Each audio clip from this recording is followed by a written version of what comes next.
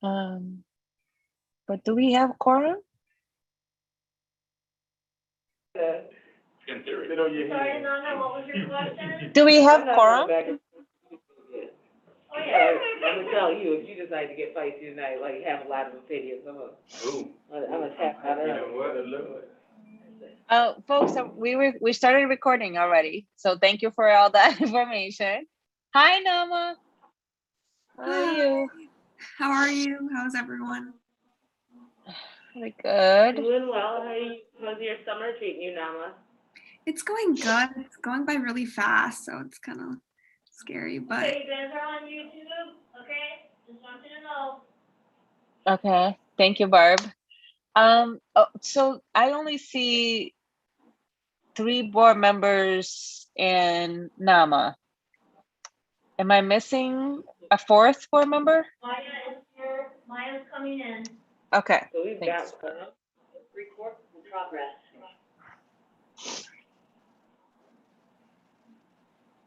Where's everybody at? And has anyone heard? Whenever you're ready. Oh, sorry. So we're not waiting for anybody? Okay, so Nikki is not available. Okay. I'm not sure about where the other 2 board members are. At this moment, I have not been communicated with by them. Okay. All right. Let me text Caruzi and we can get the meeting started. Okay. So thank you so much, Barb, to getting us set up. I would like to call this meeting to order.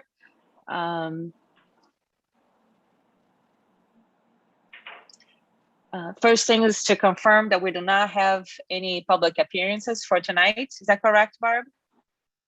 That's correct. Thank you so much. No written registrations. No written registration at this point. The next item for business is the approval of the minutes for September 8th, 2020. I would like to get a motion, please. so moved. Do we have a second? A second. Maya, was that you? Yes, there's Maya. Okay, thank you, Maya. Nama, your advisory vote. aye. All those in favor signify by saying aye or raise your hand. Aye. So we have Saban, Ali, and Maya, and myself. Motion carry. Can you hear me? Yes, Maya, I can. I just don't, it doesn't show that it's you talking, so I just want to make sure. Mike, turn on your video, please.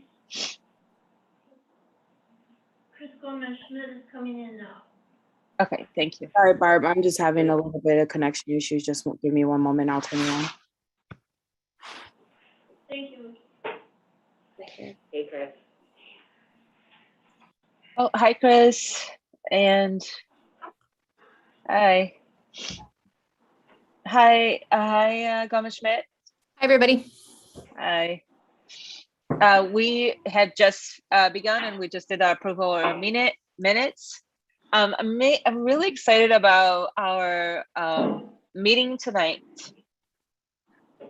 because we are at the end of the summer, but that's not the most exciting part. The exciting part is because we are expanding 4K. We have a very sharp vision on how we're doing 4K. We have a lot of great resources that our staff is going to present to us in regards to 4K. So I'm really excited about that. And then we are also going to continue to review our federal accountability measurements.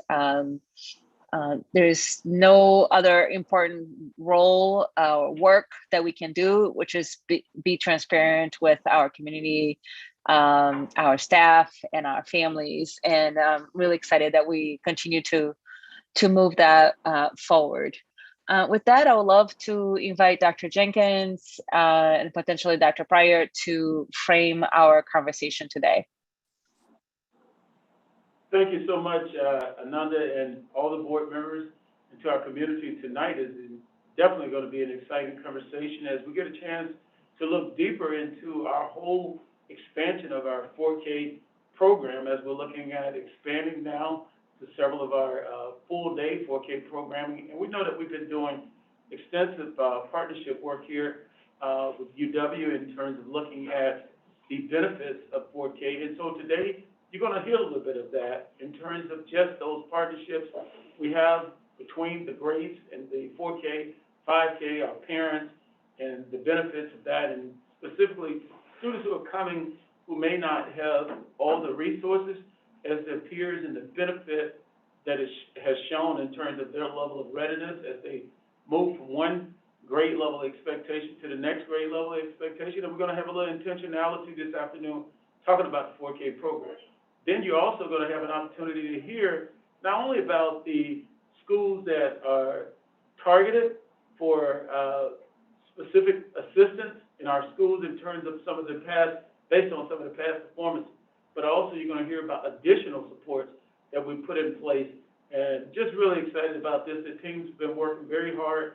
And the other thing, we're just excited to be talking about going back to school and being there with our children, being there with our staff, and interfacing again with our community. So we're very excited to get started tonight. Thank you, Dr. Jenkins. Is Dr. Pryor also? Yes. Yes, I am here. Good afternoon, everyone. It's definitely a pleasure seeing everyone on the platform today. As Dr. Jenkins stated, we're very, very excited to present to you tonight first around our full day, 4K program.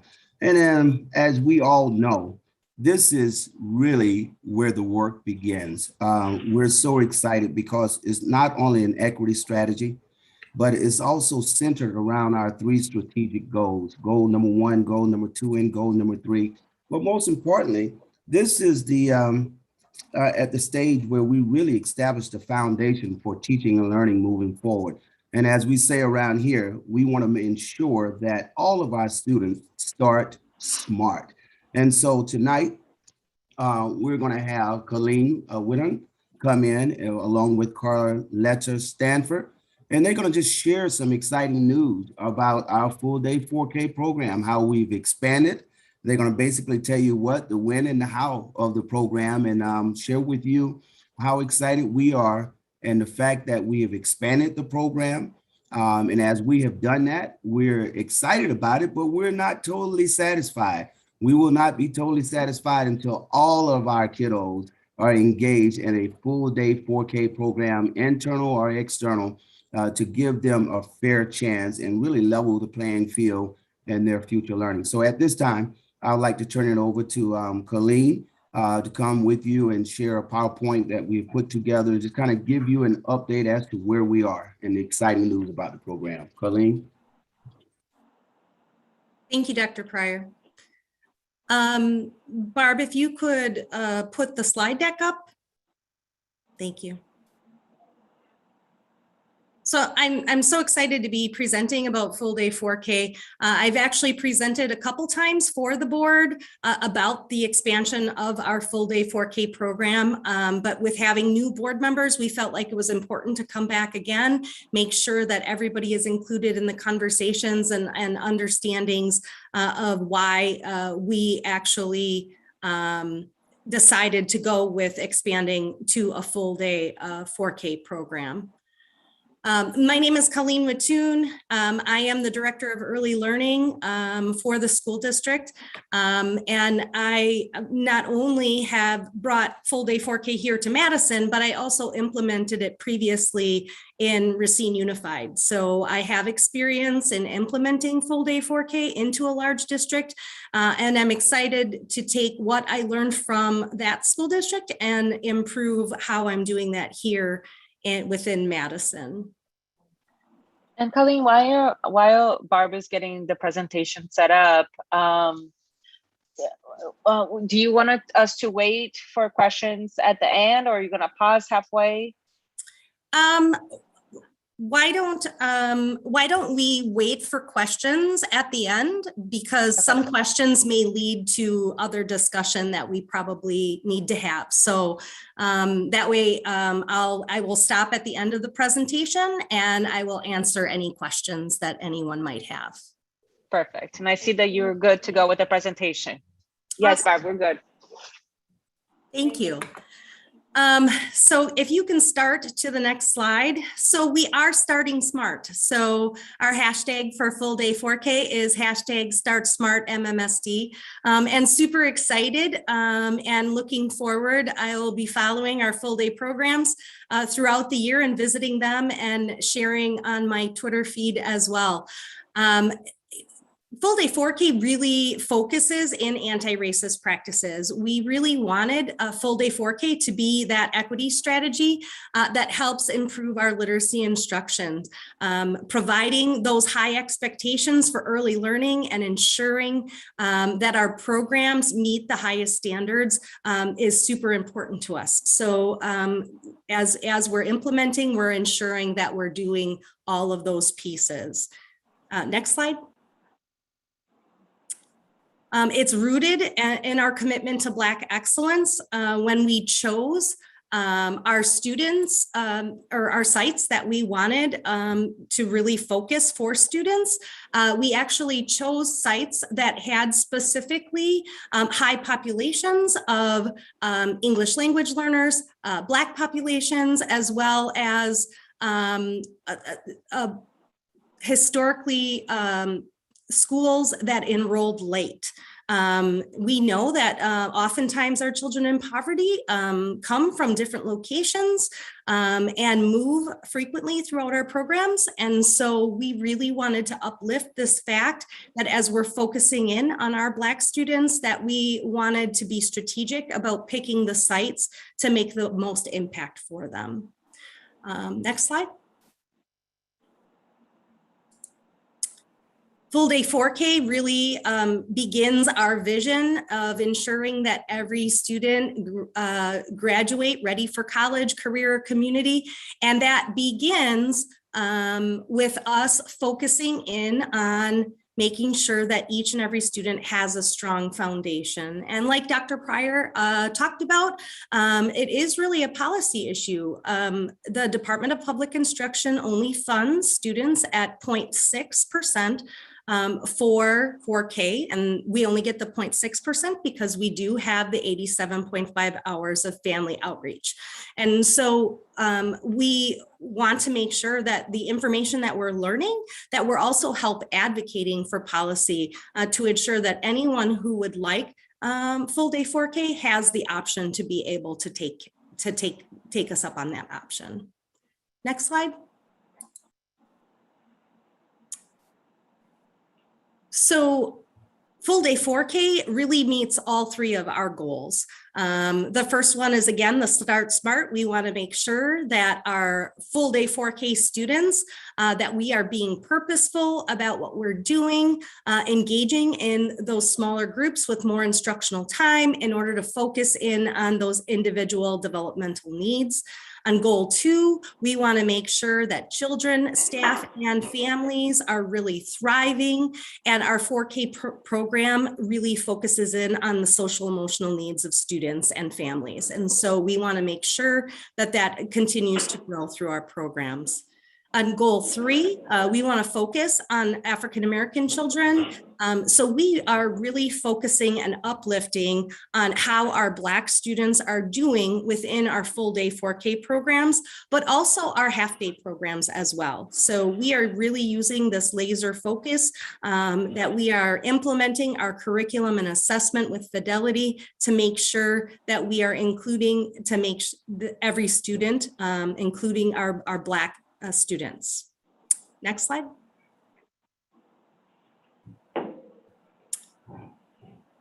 So why is full day important? Well, full day 4K gives us additional instructional time, but it also gives us the opportunity to individualize instruction for students.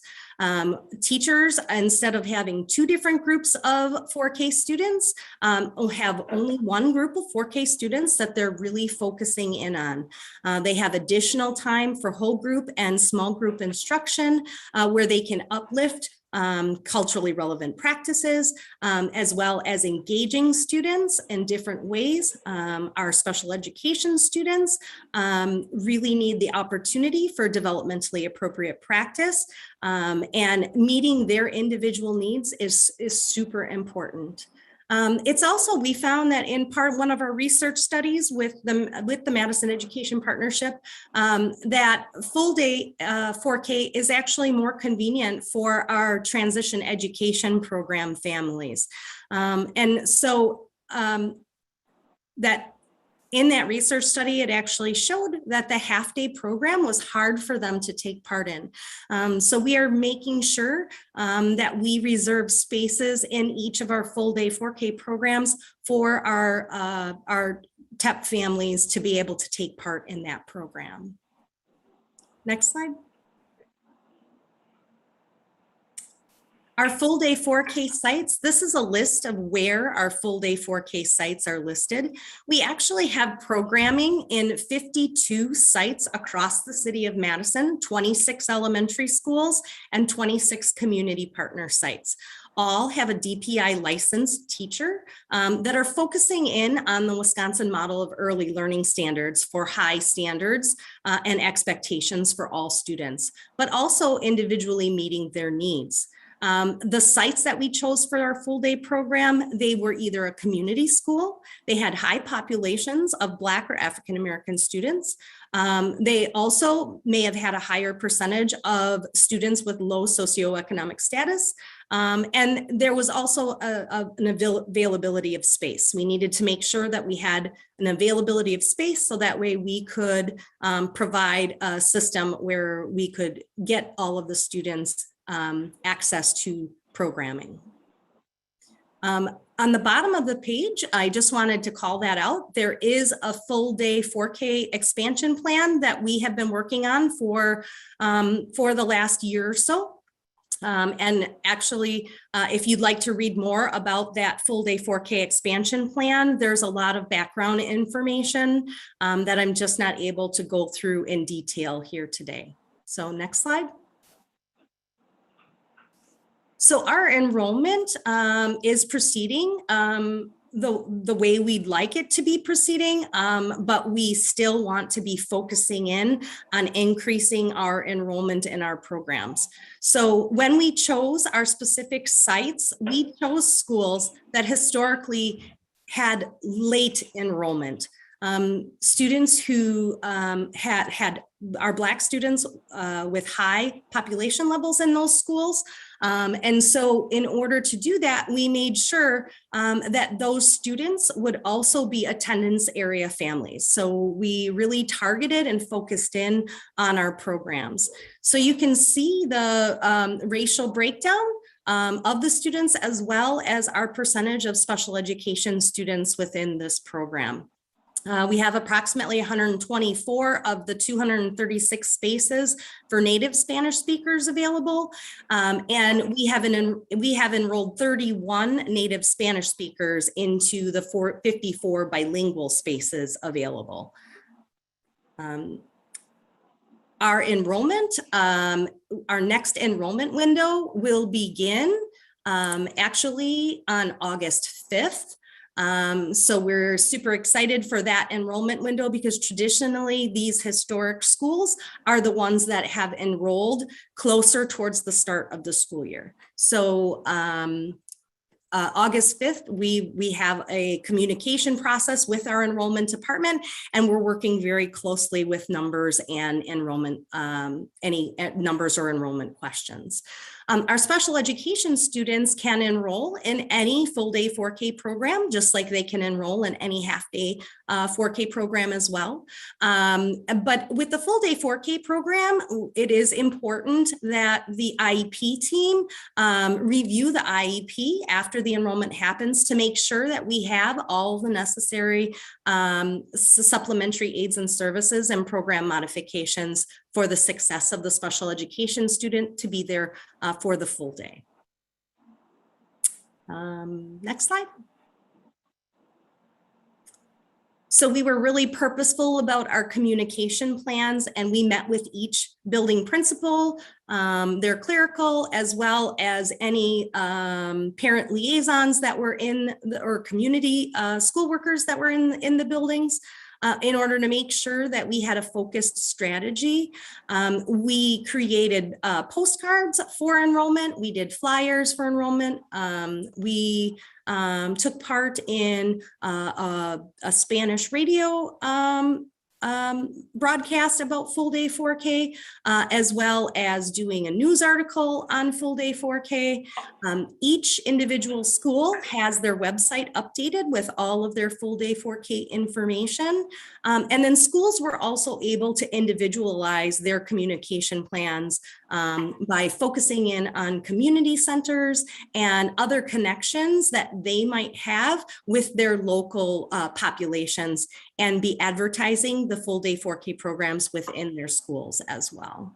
So on this slide are just the links to all of the full day 4K information that is on each of the school pages websites if you'd like to see that.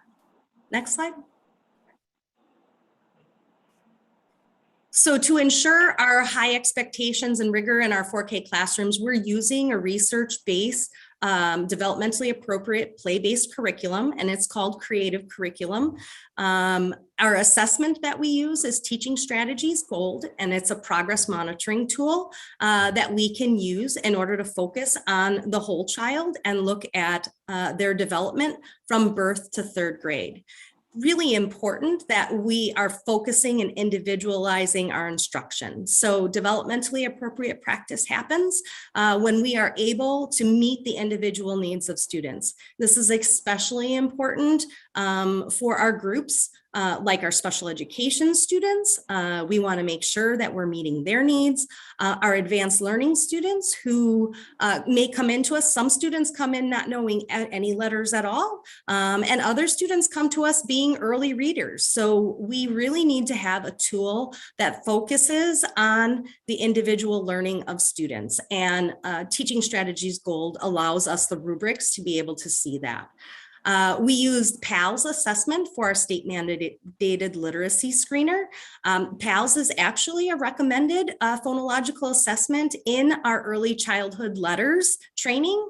So I'm super excited to be able to make the connections with the in-class instruction that we learn from students in PALS, as well as be able to progress monitor for teachers to be able to monitor students' levels of assessment throughout the program.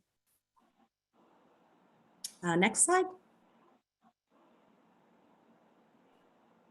So for our children in poverty or children experiencing poverty, we want to make sure that, again, we're uplifting how we are aligning our curriculum is aligned to anti-racist practices.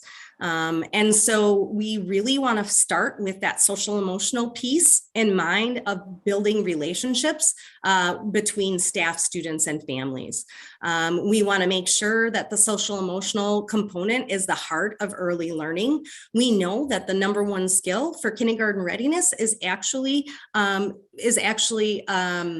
regulating a student's own emotions. So we really want to make sure that that social emotional piece is like prime and stands out in our curriculum. We also like about our curriculum that it focuses on culturally relevant text. Our children are able to see themselves represented in the text selections throughout the books that teachers are sharing with them. Our 4K teachers were also part of a group that focused in on learning and putting together resources for social justice and anti-racist practices for 4K teachers specifically. So they were actually able to gather resources and materials, and teachers have access to that through a link on our website. We also want to make sure that what we're doing with fidelity. So we just purchased the necessary, all of the components of creative curriculum in order to complete the curriculum and assessment with fidelity right before we left for COVID. So we want to make sure that although it says that we've been doing the same curriculum and assessment, it's a very different looking curriculum and assessment than what it was when it started 10 years ago. And so we want to make sure that our teachers are the ones that understand that developmentally appropriate practice and are really focusing in on our Black and Brown students to make sure that they're meeting their individual needs. We also want to make sure that we're focusing on the implementation of data-driven instruction to accelerate the learning of our Black and Brown students. This is developmentally appropriate, and we want to make sure that it's happening within our classrooms, that teachers are purposefully setting up activities to engage students in different things that they specifically need to focus in on. And then we want to make sure that our literacy instruction, I was very excited to see that when I did the early childhood letters training, that there was a direct alignment with a lot of the concepts within our curriculum and our assessment system with the early childhood letters techniques. Things like our book discussion cards, our intentional teaching, our objectives that are specifically geared towards phonics instruction, all have some really great needs. So we are going to really focus in on these practices to improve using our curriculum, and that will really help us align with those anti-racist practices that we want to uplift as staff. Next slide. So this slide was just for some additional information for board members for creative curriculum. There's a link here that talks about how creative curriculum actually increases kindergarten readiness. So kindergarten readiness is being age 5 by September 1st. That is the definition of kindergarten readiness in the state of Wisconsin. But we know that students who have specific skills are more likely to achieve at higher rates within their elementary career. So we want to make sure, especially that our Black and Brown students have those skills, and our full day 4K program with lower student numbers, more focused instruction will actually be able to do that within our programs. Our creative curriculum is rated higher than other preschool curriculums, and so they have the research provided there for you as well. It's also very inclusive. The nice thing within the teaching guides, within the foundations manual, each area that they talk about with every interest area that teachers are creating, they specifically talk to teachers about what they can do to support students with special needs, what we can do for our advanced learning students, and what can we do with English language learning students. So that's really, really exciting that it is so inclusive. I also, on this slide, just wanted to provide you what a typical rubric looks like for creative curriculum. And this is objective 1, which is regulating own emotions and behaviors. And it actually provides the teachers a rubric of skills from birth to 3rd grade. So a teacher can see specifically where a student is at, and they know what skill comes before that they should be teaching, and they also know what skill comes after. So this really helps teachers individualize instruction for those needs. Creative or Teaching Strategies Gold also aligns to the Wisconsin Model of Early Learning Standards, which really focuses in all of our programs, use those standards to guide our instructional practice. Next slide. So my relationship with the Madison Education Partnership began 3 years ago when, actually it began 4 years ago. I started working with UW-Madison and researchers on a equity project of play-based learning in Racine.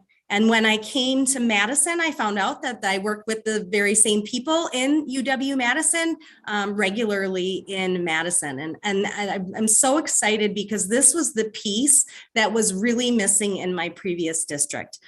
Being able to focus in on the data pieces is very difficult. And being able to do that in a developmentally appropriate way, where it's not putting more work on teachers or students, and really ensuring that the program is running the way that it's running, and that we are continually monitoring what we're doing to make improvements. So I'm really excited about the partnership with the Madison Education Partnership about the study for full day 4K. We're going to be collecting evidence for approximately 500 students in 28 half-day classes and 16 full-day classes. And it's really going to give us a holistic view of literacy, math, social emotional development, mathematics, and social emotional learning. And those are the different assessments that we're going to be focusing in on. We're going to be guiding all of this information is going to come together, and we're going to be able to review that information regularly, and then we're going to be able to create next steps for deeper stages of work to come. Next slide. So if you don't know about the Madison Education Partnership and the work that they've done with the Early Learning Department, on the bottom of this slide are early learning summaries and the websites, which actually talk about, we have almost 20 different research studies of direct and indirect research that we have been working with the Madison Education Partnership on. And some of those things that we found out through these research studies, where I had already mentioned about that TEP students really had a more difficult time taking part in our half-day programs. We learned about that 4K increases equity in students' opportunities and outcomes. We found that Black students were more likely to enroll in 4K in that study, as well as Black students in 4K experienced greater literacy gains by kindergarten than their peers. So this is another reason why us implementing full day 4K really is going to uplift that goal number 3 of Black excellence. We also want to make sure that we're focusing in on the transitions. We've learned a lot about the 4K and 5K transition within Madison. And we found that it is very difficult to communicate between 52 sites. And children could go to any of those 52 sites. And so going from one level of 4K to the kindergarten level is really hard to get information to track and follow a student from one site to the next site. So we had focus groups which suggested that our 4K and 5K teachers didn't systematically share information to aid in transition. And so we're trying to rectify that now by creating and we're developing and testing at no cost to us a resource to make that transition possible between 4K and 5K teachers. So we currently have a 4K teacher that is looking at that document now, and she's going to complete it for her 4K students. And then in fall, we're going to go to the 5K teachers who get that form and look in order to see that that document is really useful. So before we do a widespread implementation, we want to make sure that we're gathering the right information about transition for students. MMSD can also, we found out that we can enhance the 4K instructional quality through our professional development, or PD. We actually created a co-collaborative planning called Mathematize Your Class, which is a professional learning where we increased outcomes for students in mathematics across the 4K program. We also found that it was super important for us to do things like be collaborative with our teachers, asking their input and helping them direct our professional learning to meet the needs of students.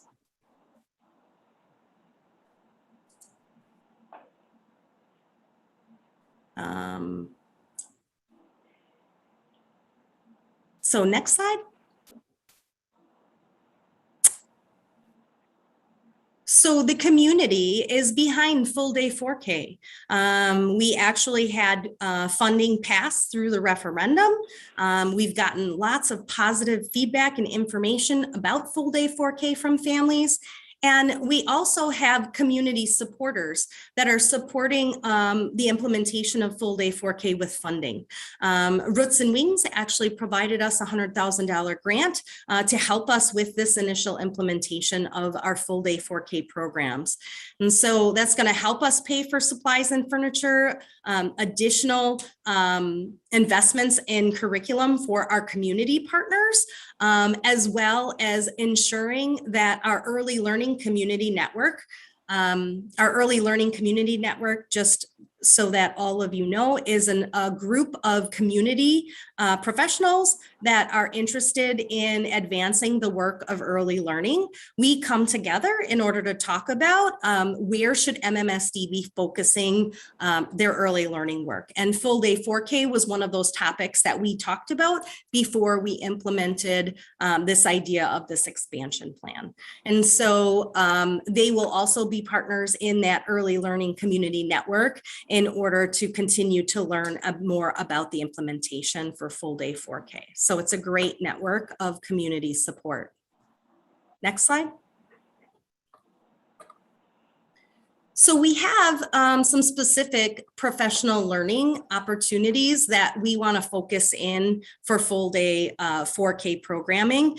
Some of these are not just full day 4K programming because we really want to focus in on all of these things for all of our programs. But today I'm really talking about our full day 4K program. So I wanted to make sure that I was addressing the professional learning that needs to happen. So the first thing is early childhood letters training. So we want to make sure at the 4K level in our school and our community sites that we are all vertically aligning our literacy information with letters. Letters is going to talk a lot about early literacy foundations, oral language, phonological foundations, and then print knowledge. So it's really important that we are focusing in on that. EC letters vertically aligns with those programs in a developmentally appropriate way. The letters program promotes having a phonological assessment, which we have of PALS. They also promote play-based learning.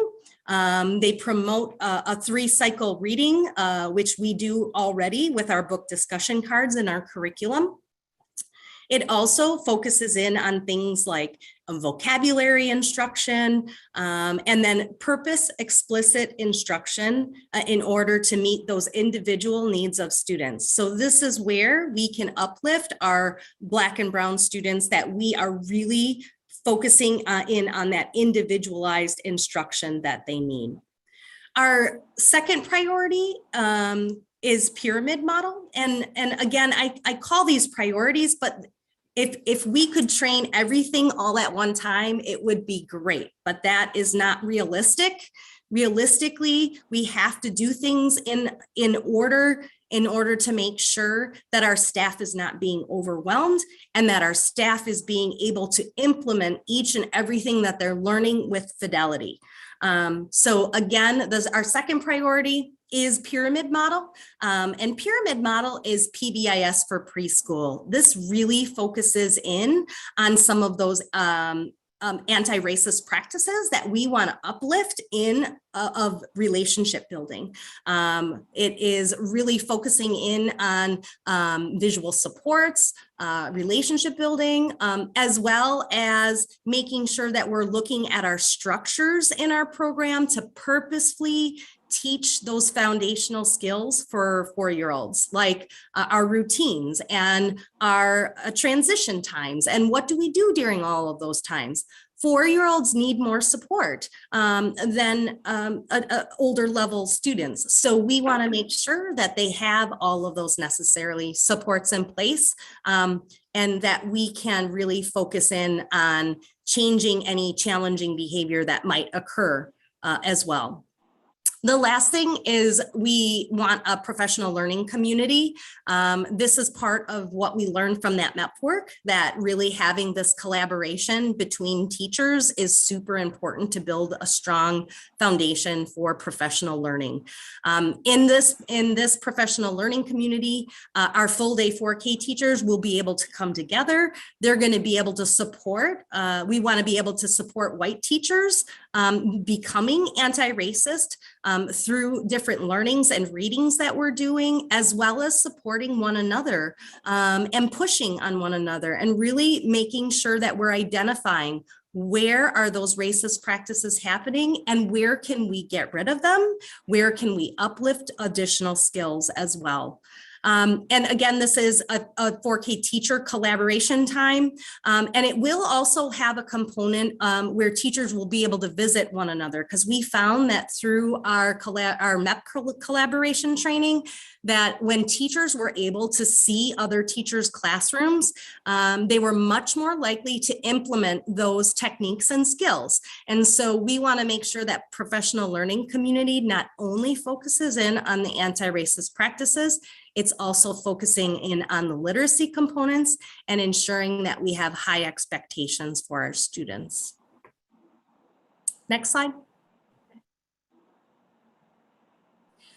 So we have some just technical next steps. So right now we are in the process of ordering furniture and materials for our program. This is a huge endeavor of doing this across six different sites, and really focusing in on making sure that we have all the necessary supplies and materials. COVID is making that extremely difficult because of shipping dates and deadlines. So we are doing the best we can to ensure that everything will be in place for the first day of school. We want to make sure that part of our professional learning process that we are creating will uplift Black students and ensure those high quality expectations using creative curriculum and teaching strategies gold to make sure that we've got that laser focus on those priority groups of students, that we're focusing in on our Black students, our English language learners, our special education students, our advanced learners, and all of our students. We want to make sure that the transition piece is in place. Like I said, we are working on that tool right now, making sure that we can transition our students from the 52 4K sites into our 30-some elementary schools. Then we want to also focus our additional instructional time on kindergarten readiness. So again, like we know that kindergarten readiness is age 5 by September 1st. All students who are 5 are eligible for 4K. There aren't any academic requirements on that. But we know that if kids have specific skills, that we can close some achievement gaps with those. So we want to make sure that additional full day instruction time is really focusing in on those high expectations and culturally relevant curriculum.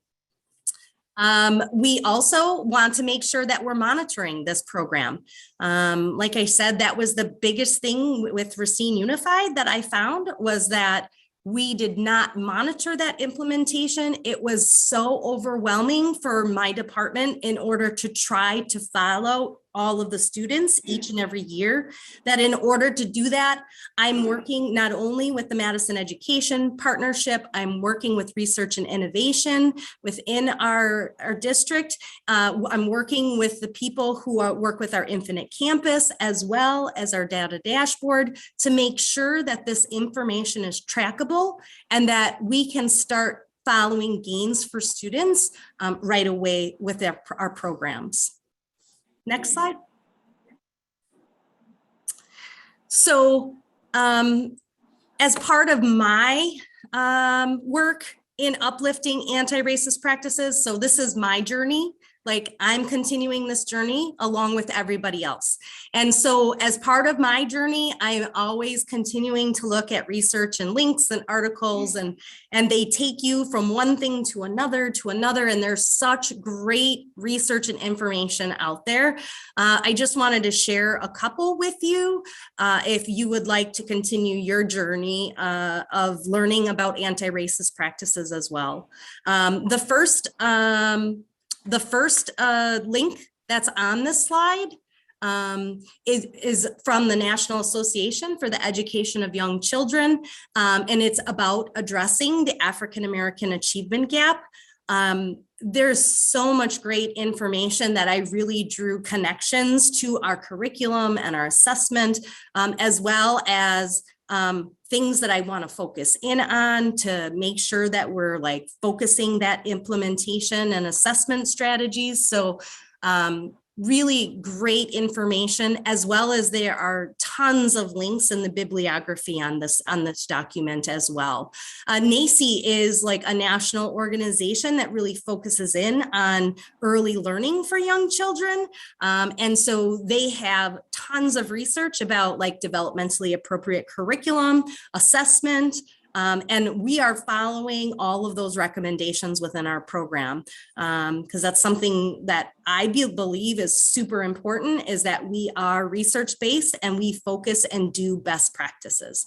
We're going to find best practices in early childhood letters.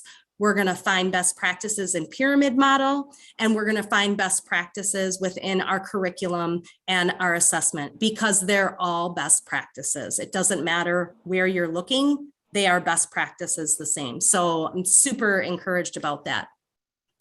The second link talks about preschool expulsion and the problem that there is with preschool expulsion. So students are expelled from preschools or childcares across the country at a higher rate than what people think.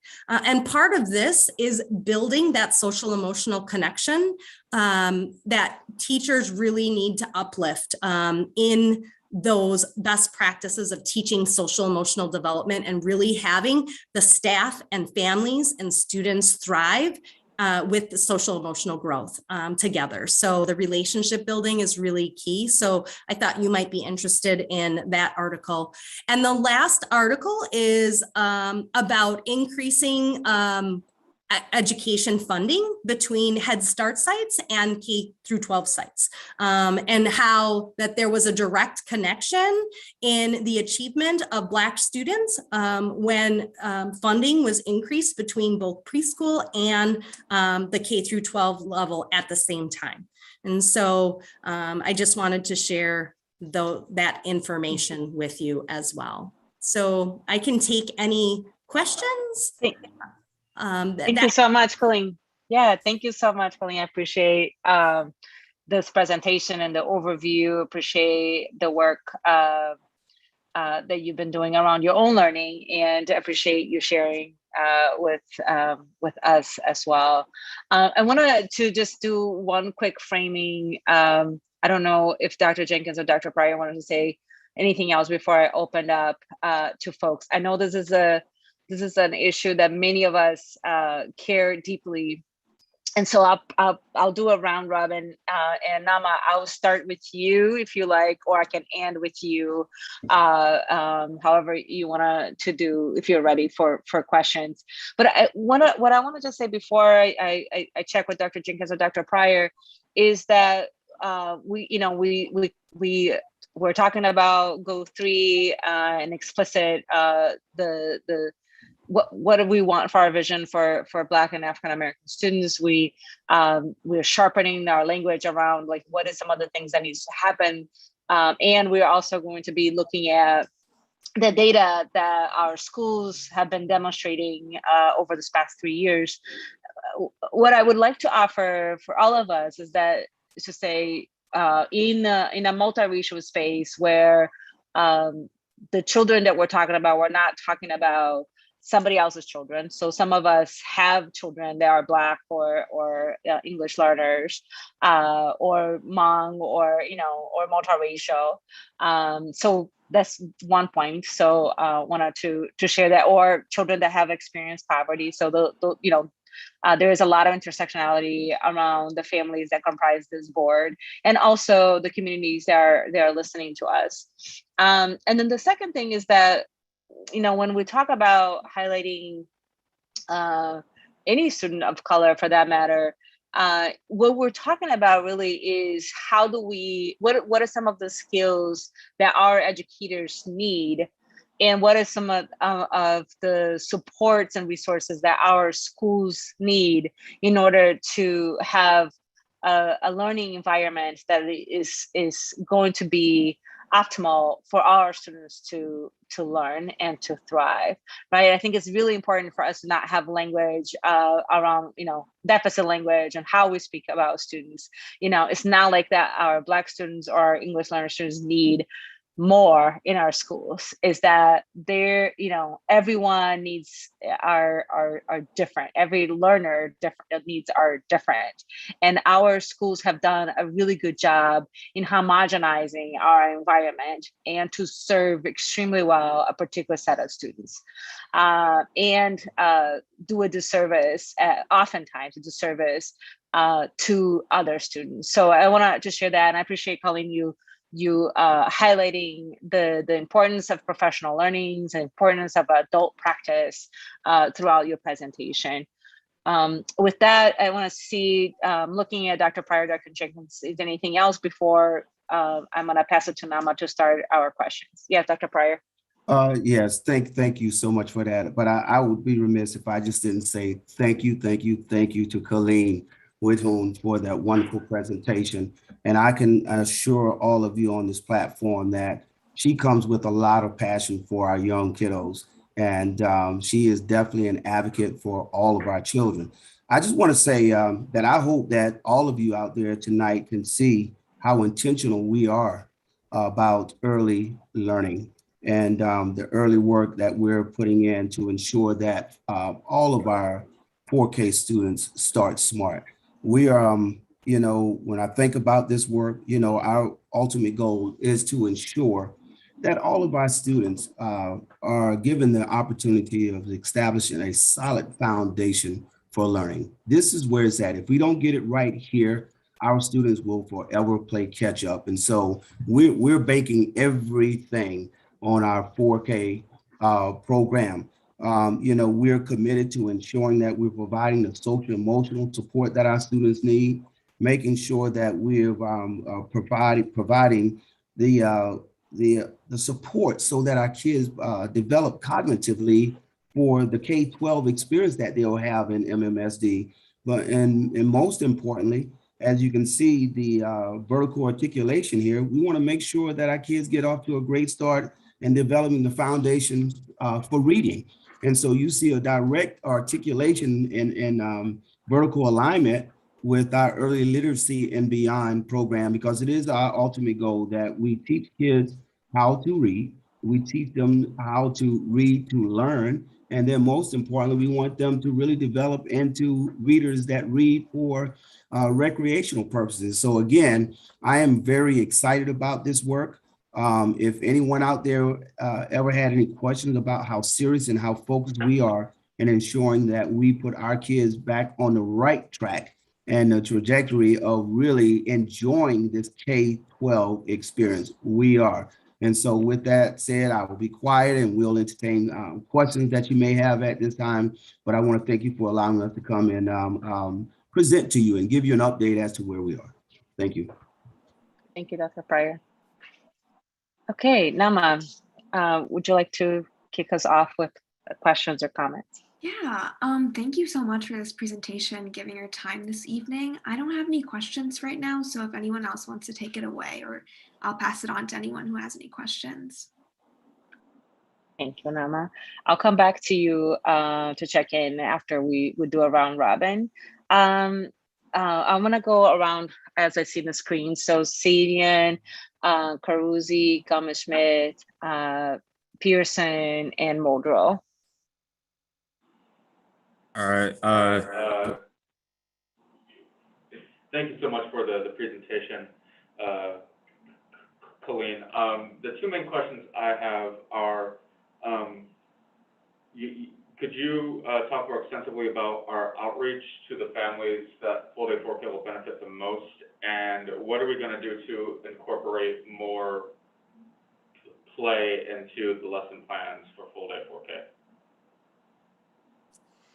So our classroom environments in 4K, so I'll address the play-based environments. So our classroom environments are set up as high quality early learning environments, which include centered-based learning in interest areas. That's part of our curriculum. And so as students are engaging in play, they are doing the skills and activities that teachers have purposefully set up. So the additional instructional time will be additional center time. During center time, teachers can pull students for small group instruction during that play-based time, where they might be individualizing instruction for the needs to meet individual needs of students. So our whole program is based in play-based learning, and super important because play is the way children learn. When it's fun and engaging, kids learn the most. So we really want to make sure that our environments are fun and engaging, and that we are purposeful about the instructional pieces that we're doing. Our family outreach we do quite a few different things for our family outreach. We actually create monthly family outreach kits that we send home with families. They have a developmentally appropriate activities calendar for families to be able to create activities and do things at home with their children. It provides books for 4K students or activities. Like we provided some dice, and we provided some dice activities for families, things that families can do with little or no materials with children at home anywhere. So we provide those activities every month for families to engage in. Our curriculum also has a family outreach component where they can specifically outreach to families about the studies, where the families can be sending in things for the actual studies that are real life things from home. And so none of them are any kind of cost factors, and are things that you may have around the house. Different studies might include a box study. They might include recycling, reuse, reduce, reuse. So they have a family outreach component, not only in the teaching guides. You have a family outreach component in the literacy component in order to reach out to families about social emotional connections as well. So teachers also individualize family outreach. So they have a certain amount of hours that they actually purposely create family outreach, and that could be at the site. They might provide parent educational opportunities. They might create a family engagement fun night around a curriculum or assessment, or they may send specific information or have conversations with families. So there is a list of different activities that each teacher can individualize their parent outreach for their parents in their program too. Thanks, Colleen.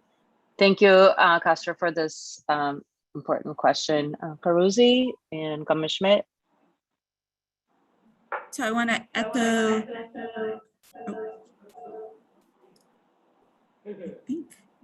You just have to mute your Zoom where you are, Chris. I've been on too many Zoom meetings today. I want to echo the thanks for this presentation. I have three questions. One is about, again, play-based learning. One is about staffing, and one is about research. I'll start with my staffing question. My understanding is there will be 2 teachers in each 4K classroom, including our full-day program, 1 lead teacher and 1 aide. And I'm curious, at this point, what percentage of those positions have been filled? Do we have most of our 4K positions filled? And are most of our lead teachers people with certifications and experience specifically in preschool? What was that last piece, Chris? Oh, are most of our lead teachers in the classrooms, not the aides, but the lead teachers, teachers who are both certified and have experience teaching preschool specifically? Yeah, so our staffing, we have all of our 4K teachers fully staffed in our full and our half-day programs. The teachers that are teaching go through a rigorous process with principals in order to ensure that they are certified at the level that they need to be certified at, and they choose the best candidate for that position. So, so the staffing is all set to go. It is 2 adults in the room.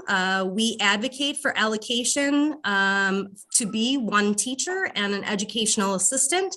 And sometimes that educational assistant supports the 4K, but if other adults come in to support the 4K classroom, those EAs can support elsewhere in the building as well. So that way we can make sure that we're providing adult support for the whole building.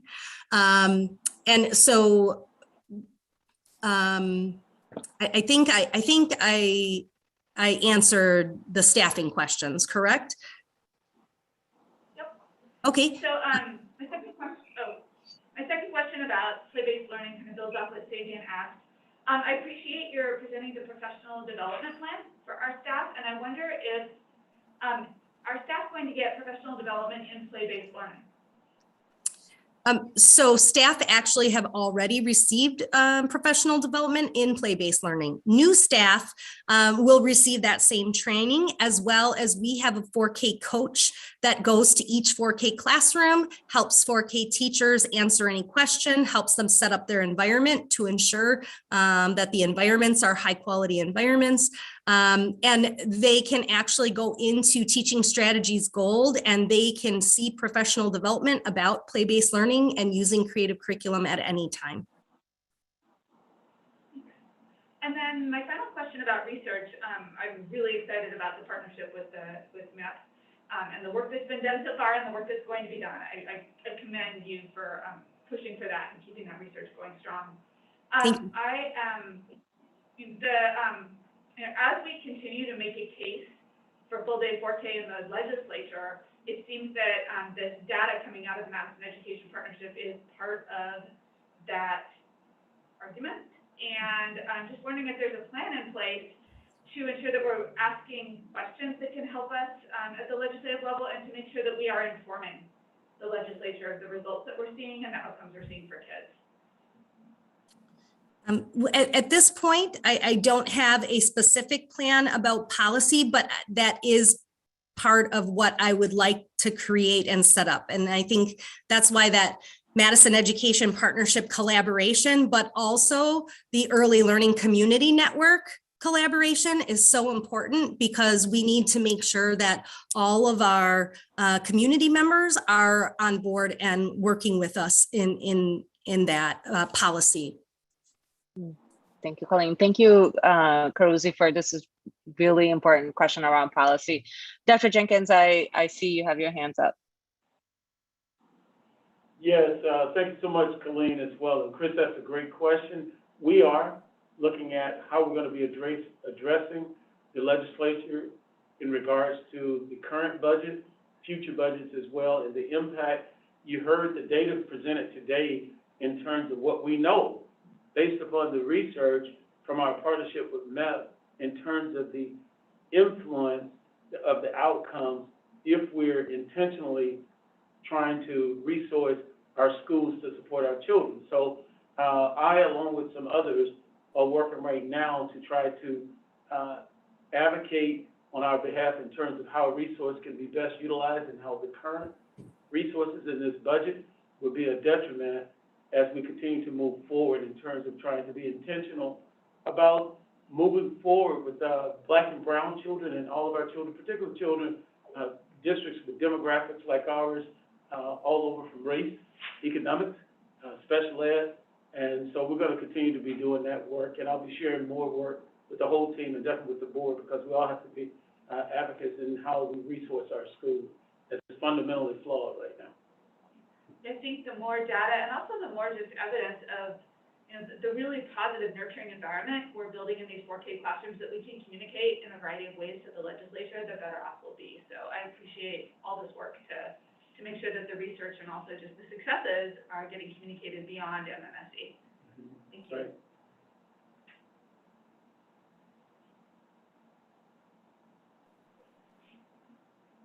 Thank you, Carusi. Go ahead, Gama-Schmidt. Hi, Colleen, thank you very much for this presentation. It's really helpful to better understand as we're moving into this larger expansion and implementation of full day 4K, all of the pieces that you have put into place to make sure that we're starting and we're successful, and the schools and the teachers and the families have all the support that they need. My question is, again, I'll express appreciation for the partnership again for the evaluation that's happening, because I know a lot of times when we implement, if the evaluation is placed on the teachers and the schools to do that, it, like you explained, puts that extra burden. And so to work with this partnership and make sure that the evaluation that we're doing is developmentally appropriate and is not an extra burden on the classroom, I think is really helpful. My questions are kind of around the enrollment numbers. And I see that we're at about like half for, the spots that we have available. I'm just sort of curious, can you keep us up to date as we go through August? And then I was also noticing that at the schools where we're doing full day 4K, and that's the only option, the families have a choice to enroll at a different school in a half-day program. Mhm. Could you also keep track of how many families are choosing that option to switch schools for 4K, just so we can get a broader perspective on how families are choosing? I think I can. I will work on the second part where I don't always know why. So 4K is an optional program. Families do not have to attend, and some families don't want a full day program. And we have to be cognizant of that, and knowing that some families like half day programming.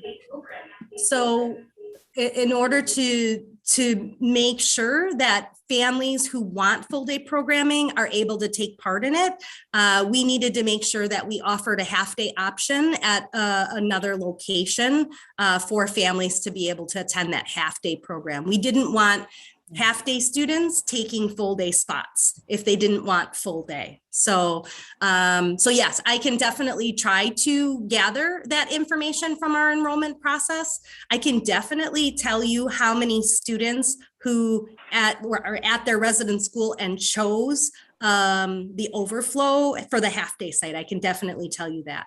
The other piece with the enrollment numbers, I can definitely, I will update Dr. Jenkins and Dr. Pryor.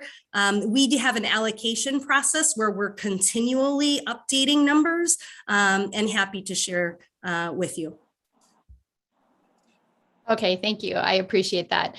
And then guessing that the enrollment that you have right now isn't necessarily evenly split among all the schools that are full day 4K sites.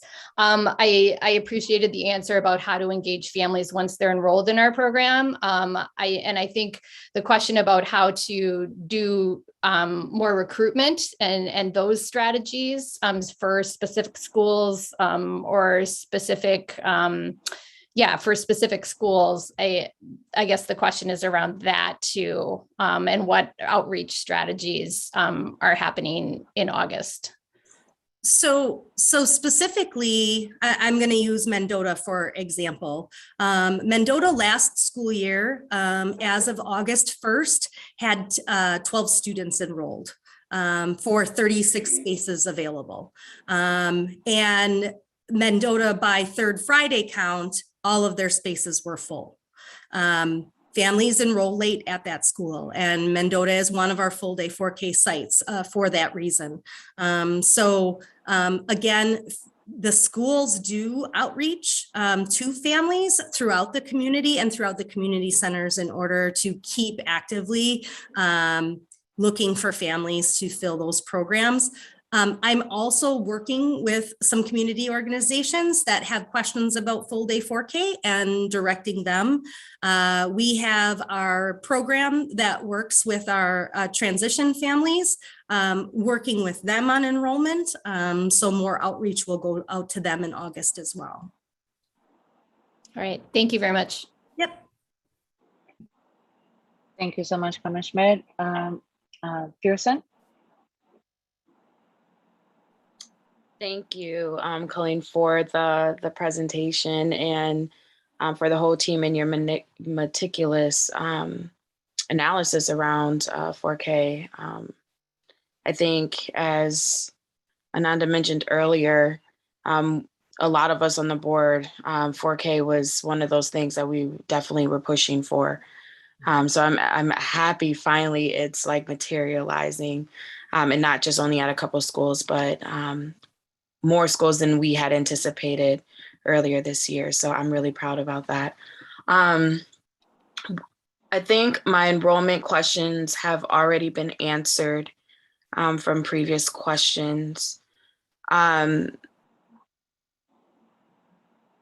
noticed that, so we're talking, like during the presentation, we're talking a lot about how can we make this program like an equalizer for Black students. But I'm only seeing 17% enrollment of Black students.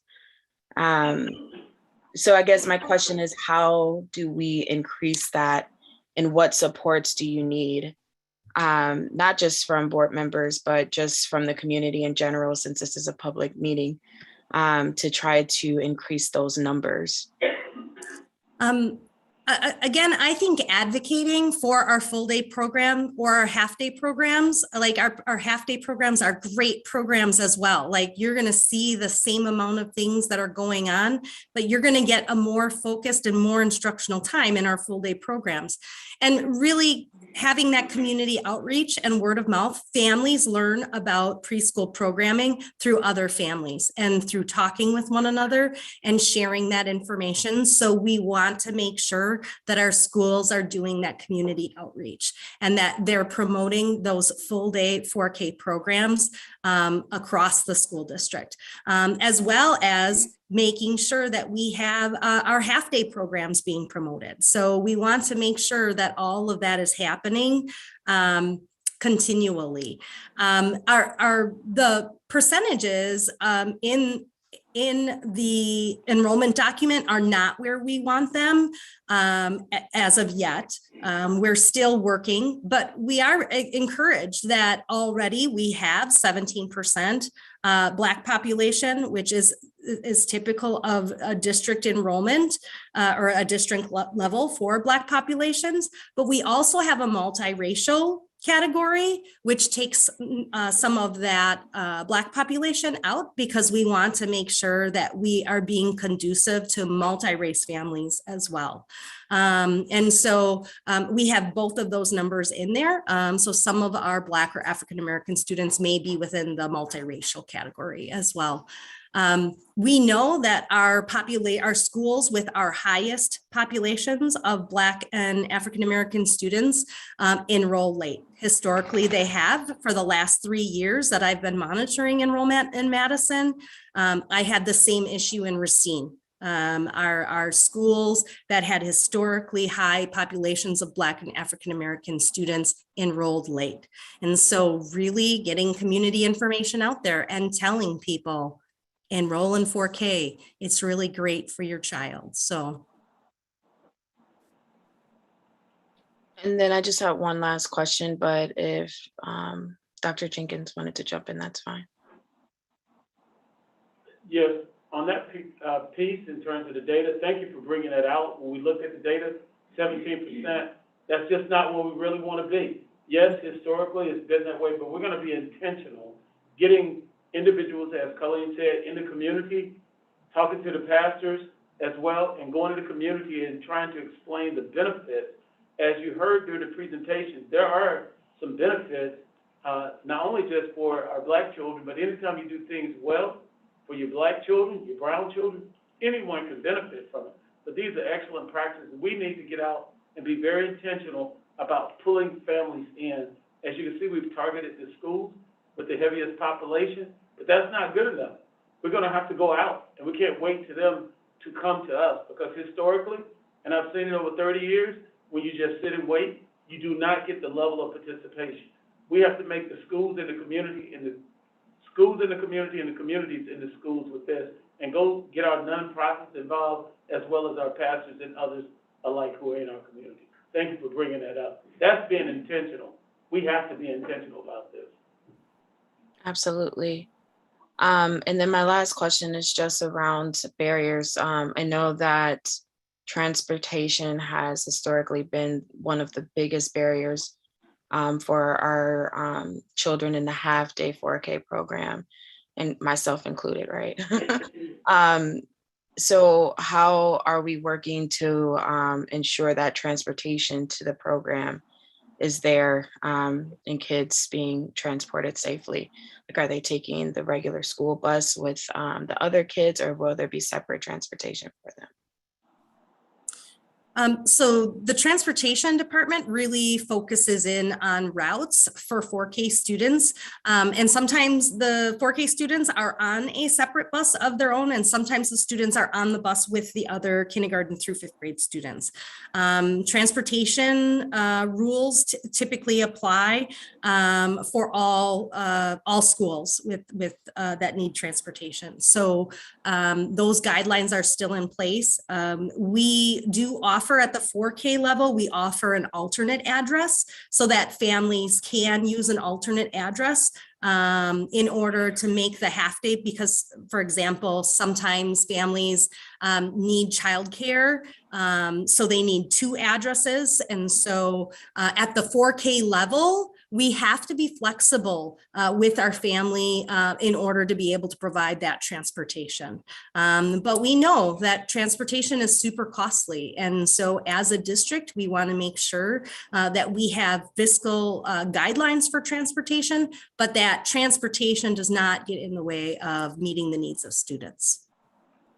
Yeah, thank you for that. I just find it really, really important, because that in itself creates the opportunity for folks to participate and to have people to enroll their children in the program, and being able to be as flexible as possible, and not only just offering it, only at certain areas or certain places. So thank you for answering that. I'm done, Ananda.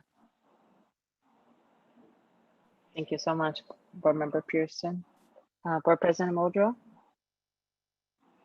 Thank you so much for this presentation. I want to thank my board colleagues for honing in on play-based learning specifically. And Colleen, I want to thank you for really expanding on what play-based learning and what kind of a rich, developmentally appropriate atmosphere we're creating for our incoming full-day 4K kiddos.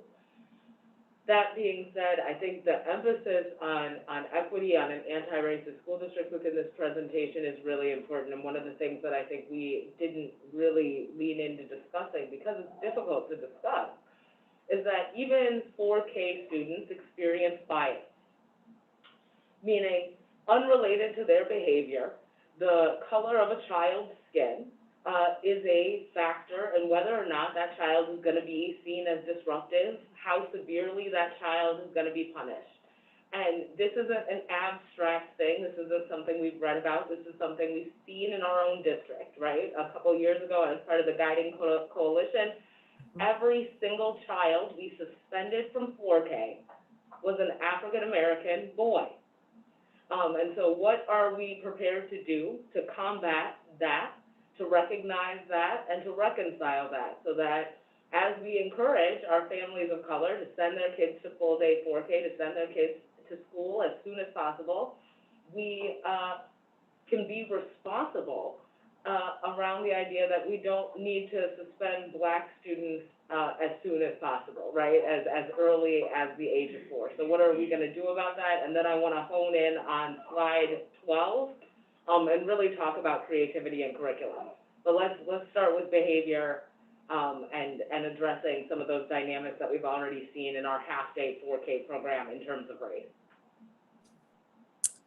So pyramid model is a way that we can focus in on bias for not only staff, but also for students to one another. So it's really about relationship building and social emotional learning together and building those relationships.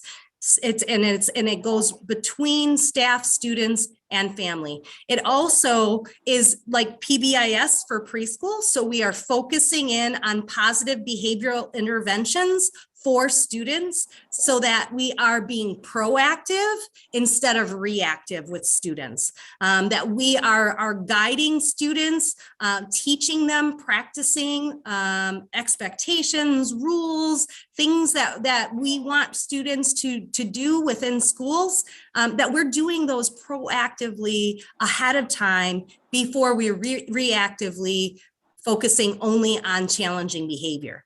There are a lot of things that we need to do in our classrooms before we get to the point where we say that child has challenging behavior. We need to incorporate those positive behavior interventions first and foremost before we can say that that child is a challenging child. And so part of the pyramid model is going through an 8-step process, 8-step module that really will focus in on all of those different areas and components. And it looks at programming from a whole class to small group to individual supports. And it says, what supports do each students need to be successful? And again, it is, instead of the deficit thinking, it is really proactive and has positive supports for students. So it's really a great tool to support social emotional development within our 4K programs, but also does address that bias component. So I'm really excited that they're incorporating more and more information into pyramid model about racial justice and the bias piece with it as well. Yes, Dr. Jenkins. Oh, sorry. Yes. Yes, I am really appreciating all the questions from the board members, and I should have known that question was coming from our president, okay? And so one of the things that we've been talking about, and Colleen did mention in terms of the professional development that we're going to be doing towards our white teachers and for white teachers, but it's bigger than just the white teachers, but yes, white teachers who bring a natural inclination based upon the research in terms of racist attitudes to the table. Albert Bandura, who just passed at age 95, the behavior theorist, who was a part of my dissertation as well, talked about the fact of the experiment he did with the Bobo doll. You probably remember hearing of that when you were in school. And it's talking about behavior, how it's learned from children when they see aggressive attacks from adults towards this doll. And there was an experiment that he did studies, number of studies, and he's written about it. Children pick up on that behavior. So when Colleen was talking about the professional development for the staff, and she initially said white staff, and then she said all staff, because we all do learn from others when we see behaviors of aggression. Our children in the American school system, and I've been talking about this for years, are too assaultive at very early ages. When they raise their hand and no one responds to them, or if they move out of their seats and there's room for sending you to the office, and then they do get suspended and eventually expelled a lot of times. So our thought process is to take this attempt of moving the professional development, not just what we're doing there at 4K, but throughout the district, and to continue to be a district on a journey of becoming an anti-racist district and educating ourselves. Not only what we're doing with Nehemiah, that we're going to look to do that justified anger. We're going to be doing that. We're going to be working with other leaders, bringing in Black scholarship to our district and individuals who are experts in the field of looking at what is this whole thing of being an anti-racist. So we're going to continue on that journey. We're not perfect. In this presentation, the pyramid model, and I'm very familiar with the pyramid model, there are things that suggest in the pyramid model, and I'll just tell you, it's not just about the children. And in fact, I reject a lot of it when it's talking about the children, because children learn a lot of behavior of what's socially acceptable from the adults. But it has to prove it to increase in some areas, so I accept that. But we're going to have to continue to work. We're not perfect in that. And I think the combination between of seeing the children with both models she presented, with what we're trying to do with our early childhood, even letters, and seeing our children change in mindsets of expectations that they're children Who can expel a 4-year-old? Tell me that. And that's happening across this country in alarming numbers. So we're going to be digging in this presentation from Colleen. You heard a lot of intentionality. Yes, this is the point that should have probably been a little bit more explicit about it. And I know that our community wants to embrace this. And we're here, we're on a journey. We're not there yet. We're trying to get better. I just tell you that every day. So I'll say, perhaps I was waiting to make my comments at the end, but this is a part of it, about this presentation, highlighting goal 3, Black children and youth will excel. You heard that. You're going to hear the next presentation talking about the targeted support identification and an additional support identification. We're leaning into all of this as a district. This is not going to be an event. We're on the journey, but I really appreciate that question. We need to have more public discussion about this is the tough work, you know, and it's beyond conversations. What are the strategies? So that's kind of where we are right now. Thank you so much for speaking to that, and I will just say, there's no 4-year-old on earth that's equipped to combat being discriminated against at school. So we have to be prepared. If we know that this is a phenomena that certain students experience, we have to be prepared to address it, and we also have to be prepared to reconcile the damage that it does to our students. We can't discriminate against you from the age of 4 and then act surprised when you don't feel great about going to school. So we have to be prepared to recognize these phenomena and do something about them proactively. And it's great to hear what you just said, Dr. Jenkins. It's also great to hear you speak to that as well, Colleen. My second question, I'm going to direct this at Dr. Pryor. I was very excited to see the 12th slide, y'all. You know how much creativity means to me, particularly access to the art, and particularly in early childhood, right? And at our secondary level, we actually have greater access to the arts, and we have art every day. In our elementary school, kids take art once a week, right? Like they don't have access to daily art. And so when I got to this slide, I was hoping you were going to talk about what it'll look like for our kids to have, you know, music instruction and art instruction, and how those things will be used to emphasize areas like arithmetic and literacy. And so I was a little disappointed by the slide because we didn't quite get there. So, you know, your creative thinking in early childhood, that is your critical thinking. And as important as it is to be able to sing the alphabet, which is, you know, that's art and education, right? We learn how to read by learning how to sing about reading. But as important as that is, to be able to think for yourself, to be able to think critically, starts by being able to think creatively. And so I really want to hear you all expand on what does it look like to make sure our youngest learners have access to arts education and have daily outlets for creativity and play.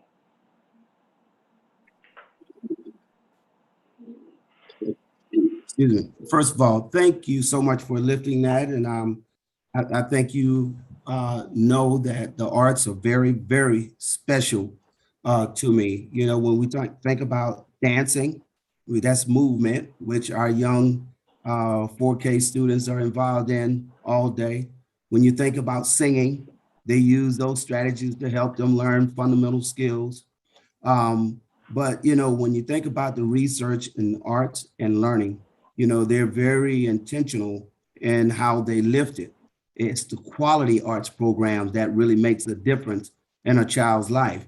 But I think to your point, what you made, I think when you look at the full day 4K program, they're still following the curriculum that has been handed to them.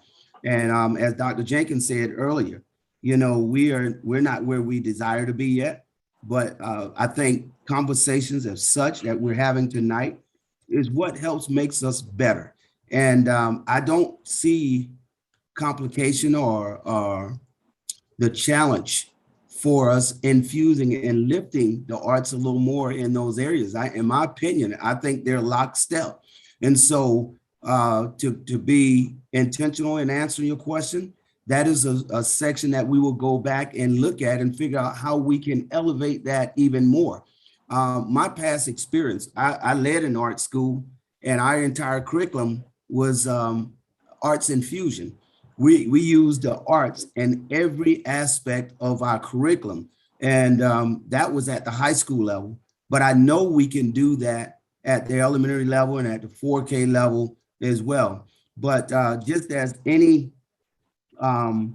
intervention or strategy that we'd like to see implemented in our learning process, you know, a lot of times it comes with a cost. You know, the regular classroom teachers can do infuse arts at a novice level, but, you know, it really takes someone who's skilled in the arts and has been trained to come in and know how it connects to teaching and learning and how they can lift, you know, math and through dance, how they can lift phonics and literacy through singing.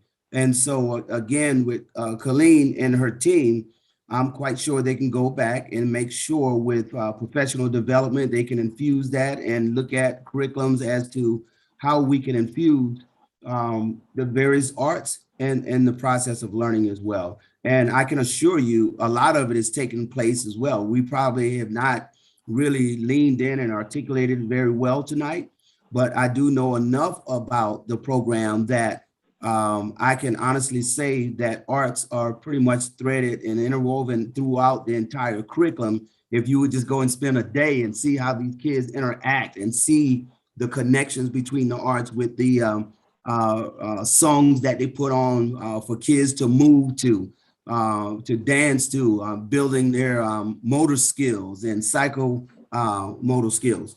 And so I'll let Colleen talk a little more to that because I know she's more closely related to the curriculum there. But I can assure you it's there, and we have perhaps did not do a well enough job in articulating it. Colleen, what else would you add? And then I see, Caruso, you have a follow-up question.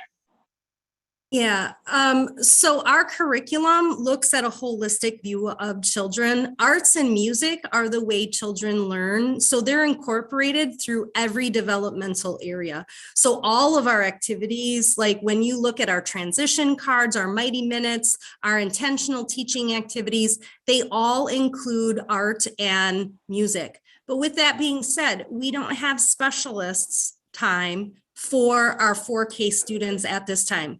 And that comes with a financial impact. But it also brings something different to the 4K program than what the general education teacher can bring.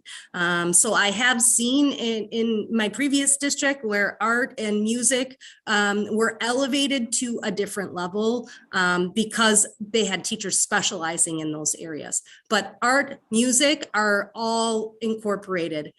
Creative Curriculum and Teaching Strategies Gold looks at fine motor, gross motor, cognitive, language skills, literacy skills, and math skills. We're looking at the whole child to look at development, and all of that is included. It doesn't necessarily mean that we enter documentation on all 36 objectives. We teach all of the objectives within our program, but it doesn't necessarily mean that we have to document each objective. So we make sure that we're documenting the most important objectives that we want to focus and uplift and use for data collection. So. Thank you so much for speaking to that. I just want to say one thing, Chris, before you jump in, which is I am so grateful for the work that you all are doing. I think to have full day 4K as 16 sections at 8 of our 32 elementary schools, so at 25% of our schools, is a really big deal, and it's something we can celebrate. And I think highlighting what you all just said, this is really a window and an opportunity to us with this additional instruction time with our 4K students to see what it means to treat the arts as part of the core curriculum, and to see what it means to have the arts inform all areas academically for our youngest learners. So I'm incredibly grateful for the work you all are doing, and so grateful for your response this evening, Dr. Breyer, and for your presentation, Colleen. Thank you all very much. Thank you. Thank you, Ellie. Caruso? Yeah, I just had a quick follow-up question. I really appreciate that question, Ollie, and your responses, Dr. Breyer and Colleen. Is really important. And my question, actually, I think you just answered, Colleen. I was going to ask if when we did our allocations for our music specialists in our schools where we have full day 4K, did we include our students as full-time students when staffing? And it sounds like we did not include our students as full-day students when doing the allocations for art and music instruction in our buildings, based on what you just said, Colleen. Did I hear you right?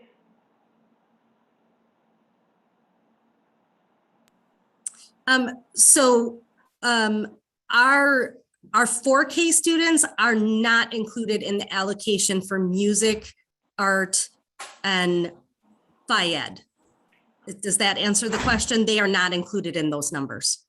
Because truly their program or their curriculum, like how we teach that, the arts, the music, and gym pieces, those are incorporated in that whole developmental learning. And part of that is really building the relationship with the preschool teacher, and the preschool teacher really goes through that all of those areas of development with the child, and they're assessing and looking at all of those areas of development as well. So, so that was the intentionality of the program when it was initially started. So no, they are not part of that specialist allocation.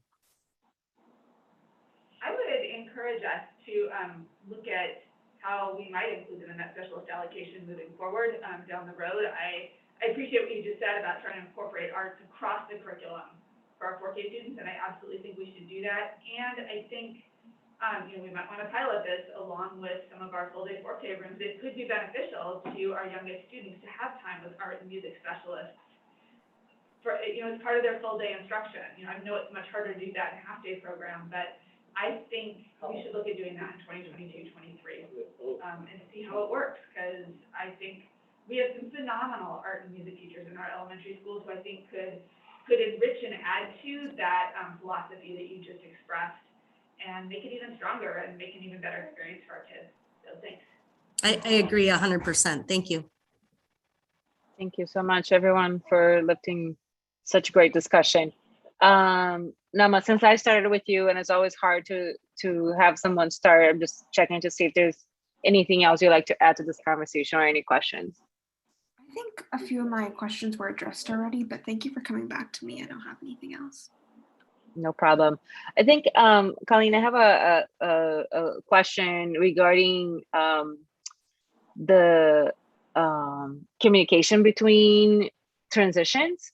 I find it to be extremely important, and it was part of our, I guess, sometimes bureaucracy that doesn't always work really well. At the same time, I do have concerns similar to what I already some of my colleagues elevated in regards to the way in which sometimes educators misrepresent children's behavior, may carry a lot of biases and a lot of other misinformation. And I hate that this thing around communication that's really important to become the unintended consequence is that those stereotypes or those misdiagnosing of our students or misinterpretation of our students carry the students through kindergarten and further grades. I'm curious about if you are, I'm sure you're thinking about that, but if there's anything that you wanted to share with us in regards to what is the accountability that's happening at the classroom level, right? You mentioned that the systems of support that needs to be in place before a student gets any label. But how are we holding our own educators accountable for that? When we see classrooms having overrepresentation of students of color or Black students in behavioral referrals, what does that look like for 4K? So I want people to remember and understand that our 4K programs that are in our school buildings are part of all of the same processes and interventions that our school levels have.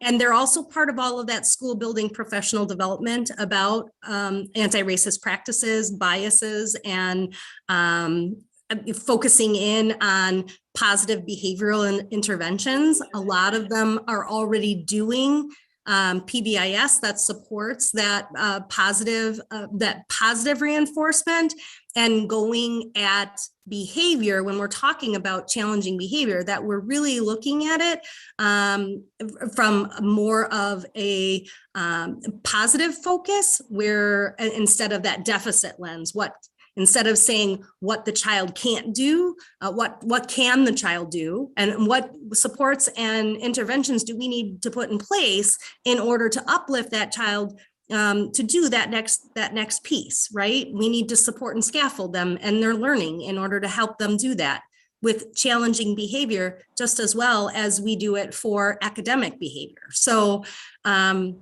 So at the 4K level, 4K classrooms are part of all of those processes. We also have a teacher leader who can go and provide that coaching support for our instructional staff. And she is knowledgeable about a pyramid model and about working with children with challenging behavior. She is also has also taught bilingual programming in the past as well. So she has a really great knowledge background on understanding children who are learning English as a second language, and understanding the difference between how to support those within the general education classroom, those skills that they need in order to thrive. So they have building supports, just like other teachers at grade levels. And then we have some departmental supports that we can also help. Our community partners are also part of an accreditation process where they get support in social emotional development and learning, and support through their accreditation process. So not only do they follow child licensing guidelines, but they also are accredited through the City of Madison, and that provides coaching support for those teachers that are offsite as well. Those teachers that are offsite also receive the support from our instructional coach at the 4K level as well. Thank you so much, Colleen. Why don't you move us? Oh, yes, Board Member Pearson. I just have one more quick question. I don't think I saw this slide, but do you know offhand the breakdown of the teachers, like their ethnicity and race for 4K? I do not know that off the top of my head, but that's something I can definitely get for you and give that to Dr. Pryor to share. Thank you. I appreciate that, because I think it's super important, as my colleagues have mentioned, about, just the educational experience our children have when they're in 4K or in kindergarten definitely dictate the way that they interact with school in the future. And harm can be done very early on. And so really making sure that if we're talking about cultural relevancy and things like that, also having different people in the building and working with students that look different is super important for that, for children to actually be able to grow their basis of differences and such, but also that the children of color, more specifically Black children, have interactions positively with other teachers that aren't just teachers that may not look like them. So yeah, I just wanted to highlight that really quick and ask about that. Thank you, Ananda. Yeah, no, thank you so much, Board Member Pearson. One final question for me, it hasn't come up yet. Regarding, you mentioned a little bit, Colleen, students with IEPs, and we know that students are going to be pipelining from different places and sometimes homes to our 4Ks. Like, is there a different practice that you imagine that it's going to be enhanced as we are expanding that work? And what the families can expect in regards to be serviced when they're transitioning from either home care or any preschool that their children were attending, that there might be some some IPs being developed? So I don't have all of the information for our early childhood system. Our early childhood falls under that special education realm, but I can tell you what I know. So our children with IEPs, placement is determined by the IEP team, and it's the IEP team that would look at the attendance area school or a school with the same program that they could benefit from that information. So they go through least restrictive environment. Also, they make sure that the IEPs provide those supplementary aids and services and program supports for special education students as well. So it's really up to that IEP team, and so important that they are looking at those goals for the students and that they are meeting those goals within the program and putting in the necessary aids and supports that that student will need to be successful. We did not really, in Racine, we found that the majority of our special education students thrived in the full day care because it was limited transitions. They weren't transitioning from a school to a child care to another location and after school care. And so we found that our children with special needs really had some success in our full day programs because they were able to build those relationships. And then they had that same person doing those supplementary aids and services and supports all day long. And so, so that was really good. They do, our early childhood programs actually already do transition plans with our sites from our early care and education sites or early childhood, wherever they're getting their services, to our 4Ks and our kindergarten sites. They already do transition plans, and IEP teams will write in the IEP if they need a transition plan. Thank you so much, Colleen. And I think that I really appreciate all my colleagues' questions. I think that was a really good representation of what our priorities are and how much we care about the work that you're doing, how much we support you and your work, and all educators that are making this possible here in Madison. And thank you so much, Dr. Pryor, for leading this work. I think we're ready to move into Essa supports and strategies. And Dr. Pryor? Yes.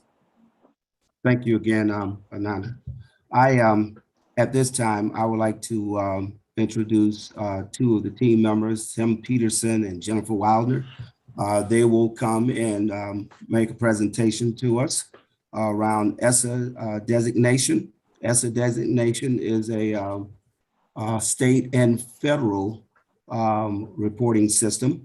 And they will come and give us a deep dive into the TSI and the ATSI data that we received from a DPI representative back in June. We will share with you the what, how, and the when of this ATSI and TSI designation.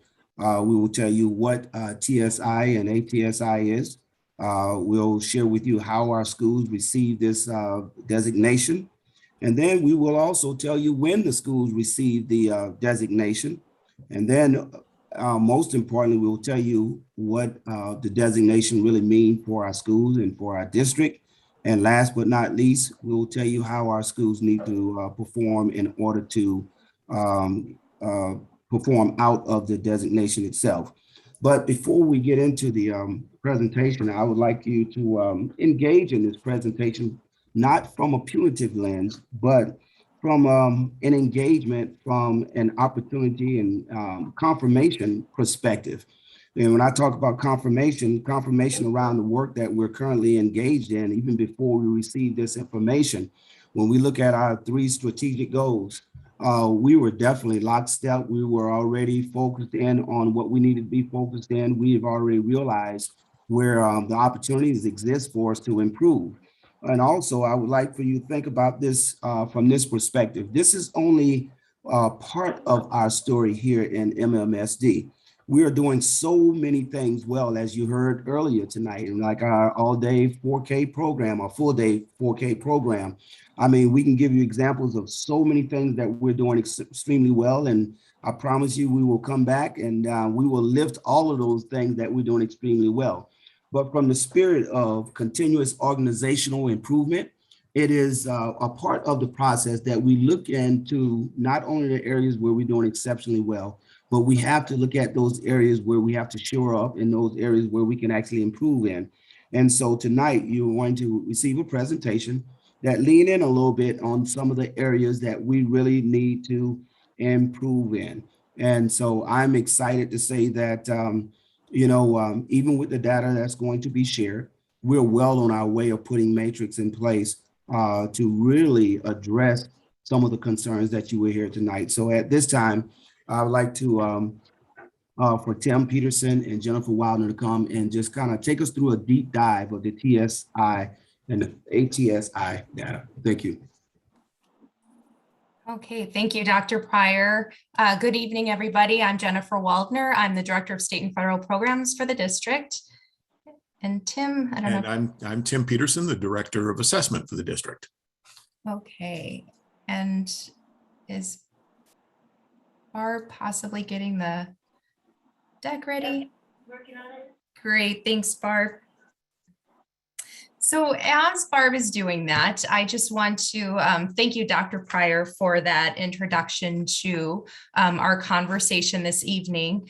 Again, we met together in June and we kind of had a higher level conversation regarding Essa designations and support strategies. And at that time, we did say that we were going to be coming back in August and just giving some more detailed information about what we're seeing more at the school level.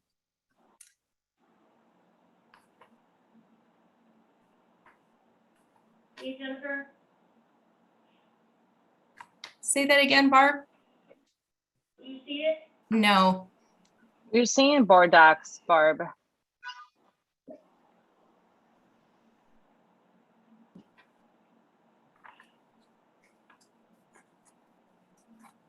Now? Yes, thanks, Barb. Sorry about that. Thank you. That's okay. You can go to the next slide. So we're going to be grounding this work, grounding our conversation tonight in our strategic framework goals, which you're going to see. Our goals are in complete alignment with the conversation and the topic that we're going to be talking about tonight, especially goal 1. Every child is on track to graduate ready for college, career, and community. And goal number 3, African-American children and youth excel in school. So as we implement all of our goals in our framework, we know that we need to continually just pause and check and make sure that we are on the right track. You can go to the next slide. So we do this through measurements of progress. So bottom line, measurement is an important part of the improvement process cycle. So these are some metrics that we utilize in MMSD to just measure our progress along the way. Graduation rates, community input surveys, staff retention, building safety. But the priority and the focus tonight is state and federal accountability. So we're going to go deeper into the federal identifications. And like Dr. Pryor had mentioned, we're going to link this to the improvement processes that are currently happening already out in our schools and in our district. All right, so before Tim really dives into the data, I just wanted to give some background again on what we're talking about when we mention federal accountability, TSI, ATSI. We know that's just more acronyms to add to our list. But as a reminder, we have 2 accountability systems in the state of Wisconsin that measure school performance. So we have our state accountability system, and this is coming from DPI. And this is what when we talk about the school level report cards, that really is our accountability system at the state level. But this is a rating system. So we need to keep in mind that all schools can be receiving high ratings through our state accountability system. So then we move to the federal accountability system, which is our Essa school identifications. This is a ranking system. This is where things are a little different. So some schools are always going to be in the bottom percentiles of the state because we're ranking each school against each other based on performance. We just don't want to be in the bottom percentiles of the state. There is a penalty for lower test participation on the federal side. Tim's going to go into that a little further. And then we have 3 identifications that our schools can receive if they're considered underperforming. So we have the Targeted Support Identification, TSI, and this is an annual identification that is targeting our schools that are performing in the bottom 10% when we're ranking them against each other. We have the Additional Targeted Support Identification, or ATSI. This is a 3-year identification. Again, this is getting a little more intense. This is measuring or targeting the bottom 5% of schools when they're ranked against each other. There's a 3rd identification that we don't have here in Madison. None of our schools have fallen into this category, and that's the Comprehensive Support Identification, or CSI. This is a 3-year identification. This is where the all-student average is in the bottom 5% of the state, again, when schools are ranked against each other. And to reiterate, we have no MMSD schools at this time in this identification. For both state and federal accountability, the data sources are primarily the same. Data is set up in student demographic categories, but also in student service or student service provision categories. So we have a link for you for the students groups or the student groups that are listed, but we also have a crosswalk that's listed. So it kind of gives a little more information in comparison, comparing the state and the federal identifications together. And at this time, I'm going to pass it off to Tim. Great. Thank you, Jennifer. If we could go to the next slide, please. What I'd like to do tonight is to provide you really a sense of the calculations. If you want to get into the really deep, intense level of calculations, we can certainly do that. And I could be happy to meet with you. I can tell you that it's over a 70-page document on how to do this. So I'll be happy to go through that with you. But what we need to focus on is what is the data telling us and what it's actually confirming what we know. When we look at the data and our strategic framework, we see goal number 3 on the left side. We see that our Essa identifications, which are on the right side, confirming what we know. We need to focus on the academic success of our Black and Brown students, as well as our students with disabilities. So the targeted support and improvement schools, which are schools that are in the bottom 10% of schools in the state, we have several of them, and in these following categories.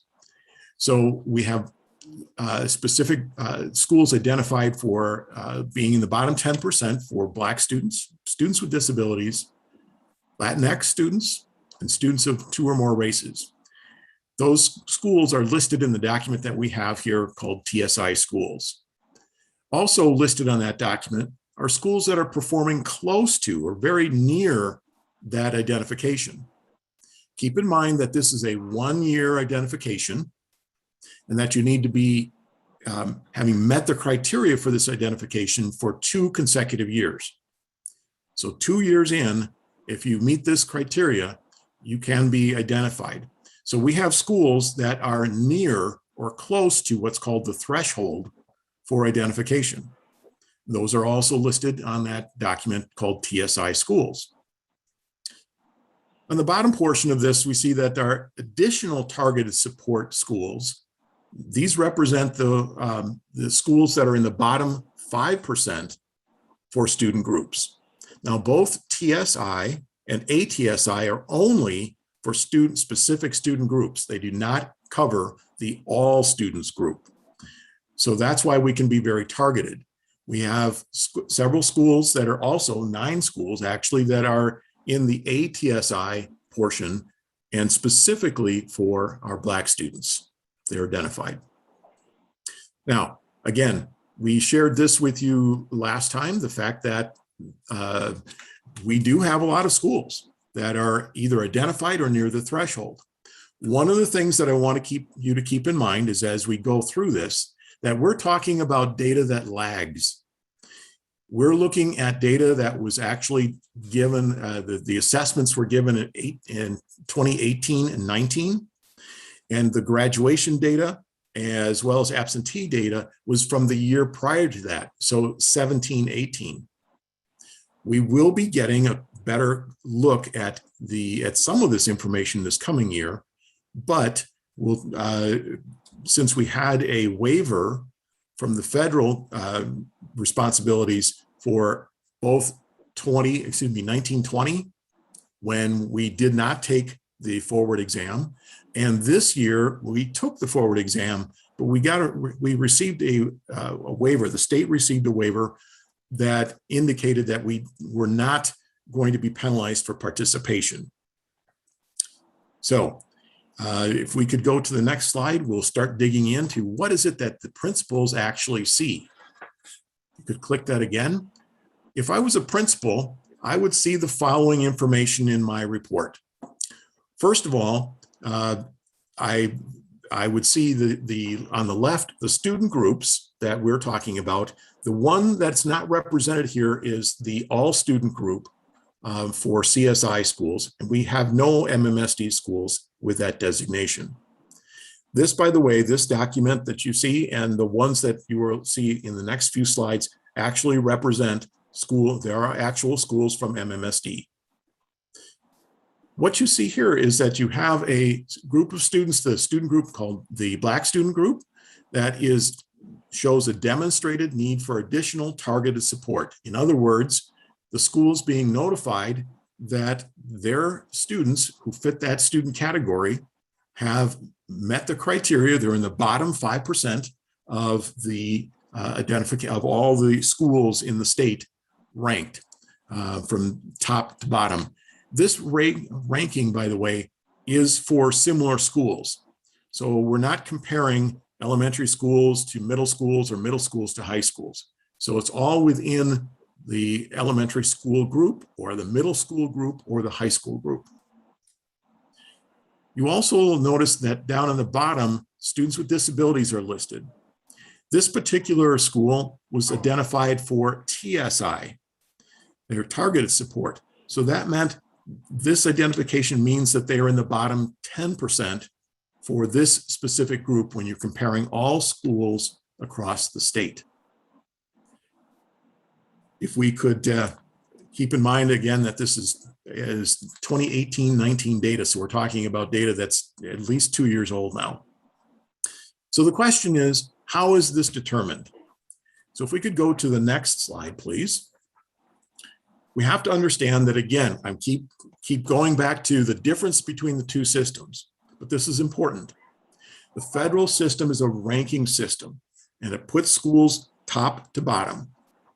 The threshold that we're going to be looking at, the threshold is where is that 10%, their 10th percentile, or where is the 5th percentile? Where's the 5th percentile? So what are the numbers when we look at specific portions of the score, what we score? What are the numbers that cause where are the schools at, and have they met? Are they above the threshold? Are they below the threshold, et cetera?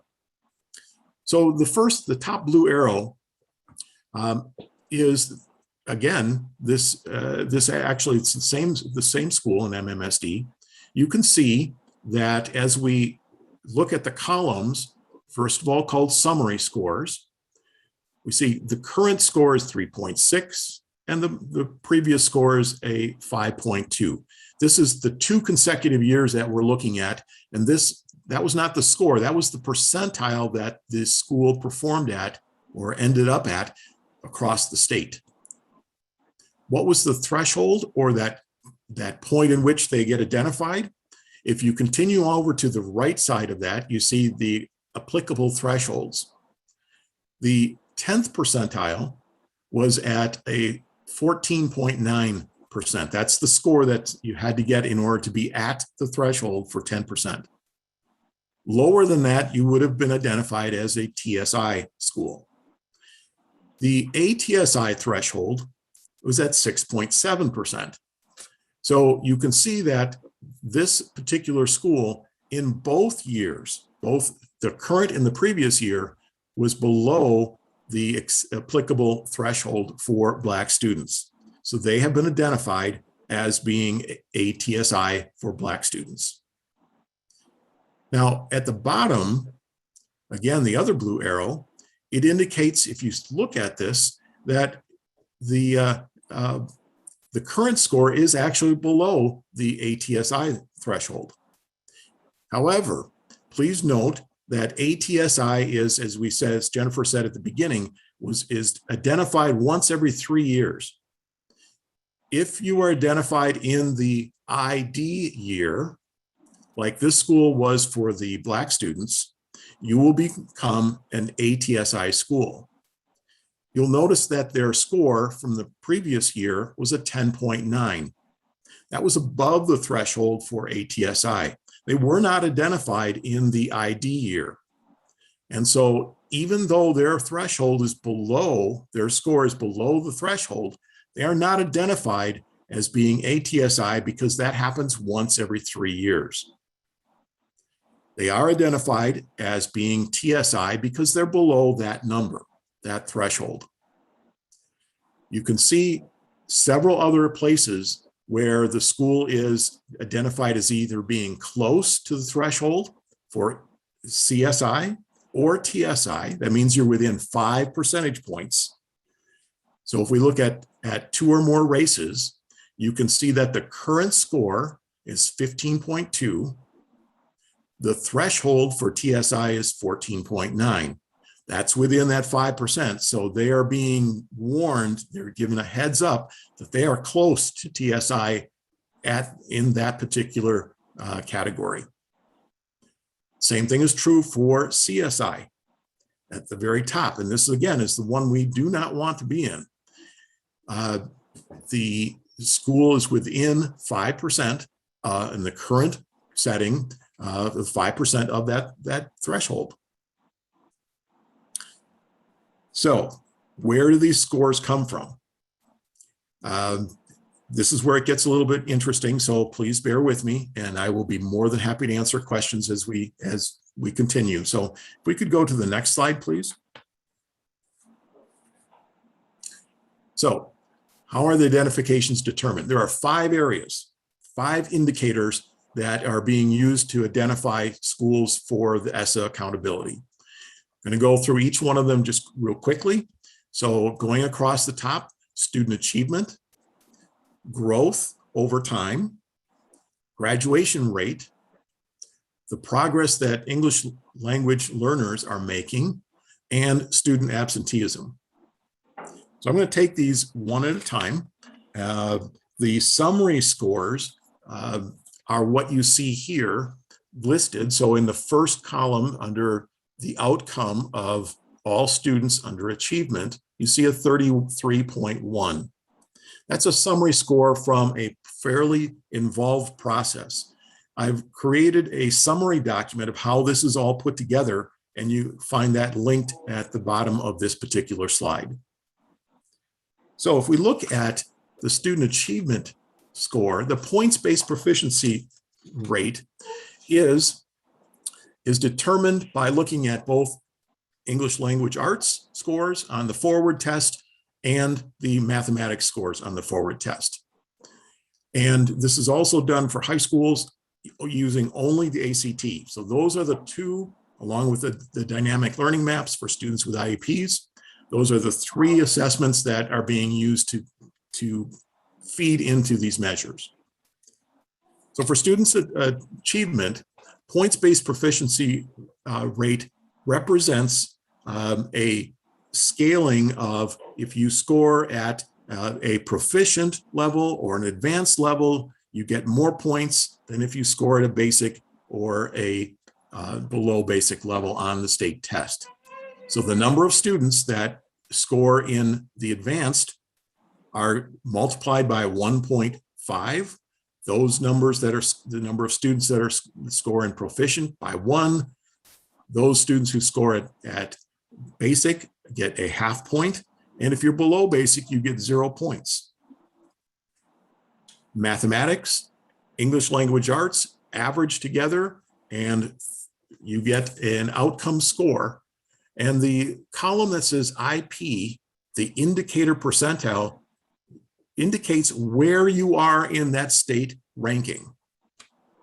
So this particular school, a different school, had its students score, and for the all students, score a 33.1, and that put them at the 7th percentile of the state. If we look again at the Black African-American students, they scored an 18.7. They're at the 3rd percentile for the state. So this is the nature of the identification process. The second category that you can be identified in is called growth. Students are required to be in the same school, taking the exam several years, at least 2 years in a row, so that you can see any kind of a change. And this is calculated for every student at every grade in every school. Please keep in mind that this is only true for those schools that give the forward exam, because there is not a prior year assessment for grade 11. Even though we take the Aspire, it is not used in federal identification. So again, the same process happens. We look at the growth indicators from ELA and from mathematics, combine them. It is weighted. So the more growth that you get over the course of several years. Again, there's a weighting factor that's thrown in, and you get an outcome score in this particular case of 39.9. What percentile is that at? The 6th percentile. This school did not graduate any students. If we had been looking at a school that would graduate students, then that number would have been the average of the 4th year and the 7-year graduation rate. So if we were to look at a high school, you would see what percentile, where they lie, and their outcome after the 4th and the 7th years. That information lags by a year. So if you were to look at the scores of a high school, it would actually represent the graduation rate of 17-18. English learner progress. Again, this is a weighted over time process. And the one thing that we've learned is that Wisconsin does not have a large enough population of English learners, although in Madison we do. This, as a state, we don't have a large enough population of English language learners so that our students are then compared to the national average. How are they progressing compared to, how are all other students in the WIDA consortium, which is 38 states? So we see that our outcome, our progress is 46 for all our students, and that puts us in the 25th percentile of schools, like schools in the state. Finally, the last indicator, and thank you for bearing with me on this, is absenteeism. In this particular case, absenteeism is calculated a little bit different than what the state report card is. In this case, it's any student who attends less than 90% of the time, whereas the state is a little bit, has a lower number. I believe it's 87%. So if you attend less than 90%, you are considered to be chronically absent. This data also lags by a year, since the data is collected well into the summer. So this data in this particular school is 17-18 data. We had 16.4% of students being chronically absent. That put us at the 12th percentile within the state. Okay, we're almost done with all the tables, and then we'll stop at the end we can come back and take a look at these. Barbara, if you could go to the next slide, please. All right, so participation penalties. This particular case, this is kind of the overall structure. 95% is the expected for both the state and the federal accountability systems. 95% of all students in each category need to be assessed with the forward or the ACT. However, what happens when students don't? So we have, for instance, in some years we have schools that actually don't hit the 95 percentile for all the student groups. In the state, they have removed any penalty for that. And so it's just out there, it's posted. You had 91% of your students in this particular category taking the test. However, with the federal system, it's a little bit different. There is a penalty for this. Suppose that we had 100 students in the grade, that were the group of students we're looking at, 80% actually took the test. Now, again, using that points-based proficiency level, the school would earn points for students who scored the highest, proficient, basic, and et cetera. For 0 for below basic. Those 15% of those 15 students who did not test, the amount that would take us from the 80% to bring us up to the minimally required 95%, those students actually count as 0. So it's almost as if those students took the test and scored below basic, the very lowest category, regardless of what they would have done had they actually taken the test. So it's a penalty that shows up on the achievement particular section. Barb, if you could click it once more. I want to show you exactly, this is what it looks like. This happens to be a high school in our district. If you look under the all students category for 17-18, you see that the count of students who actually took the test was 419. That puts it at a participation rate of 93%. Did we make it? No, we didn't. You'll see an asterisk after the 93. And in fact, if you look over the table, there's an awful lot of scores with an asterisk, meaning you did not reach 95%. So I did a quick calculation. In 17-18, that count of 419 being 93% would have meant that we would have had 9 additional students needed to bring that up to 95%. And those 9 students were given the scores of 0.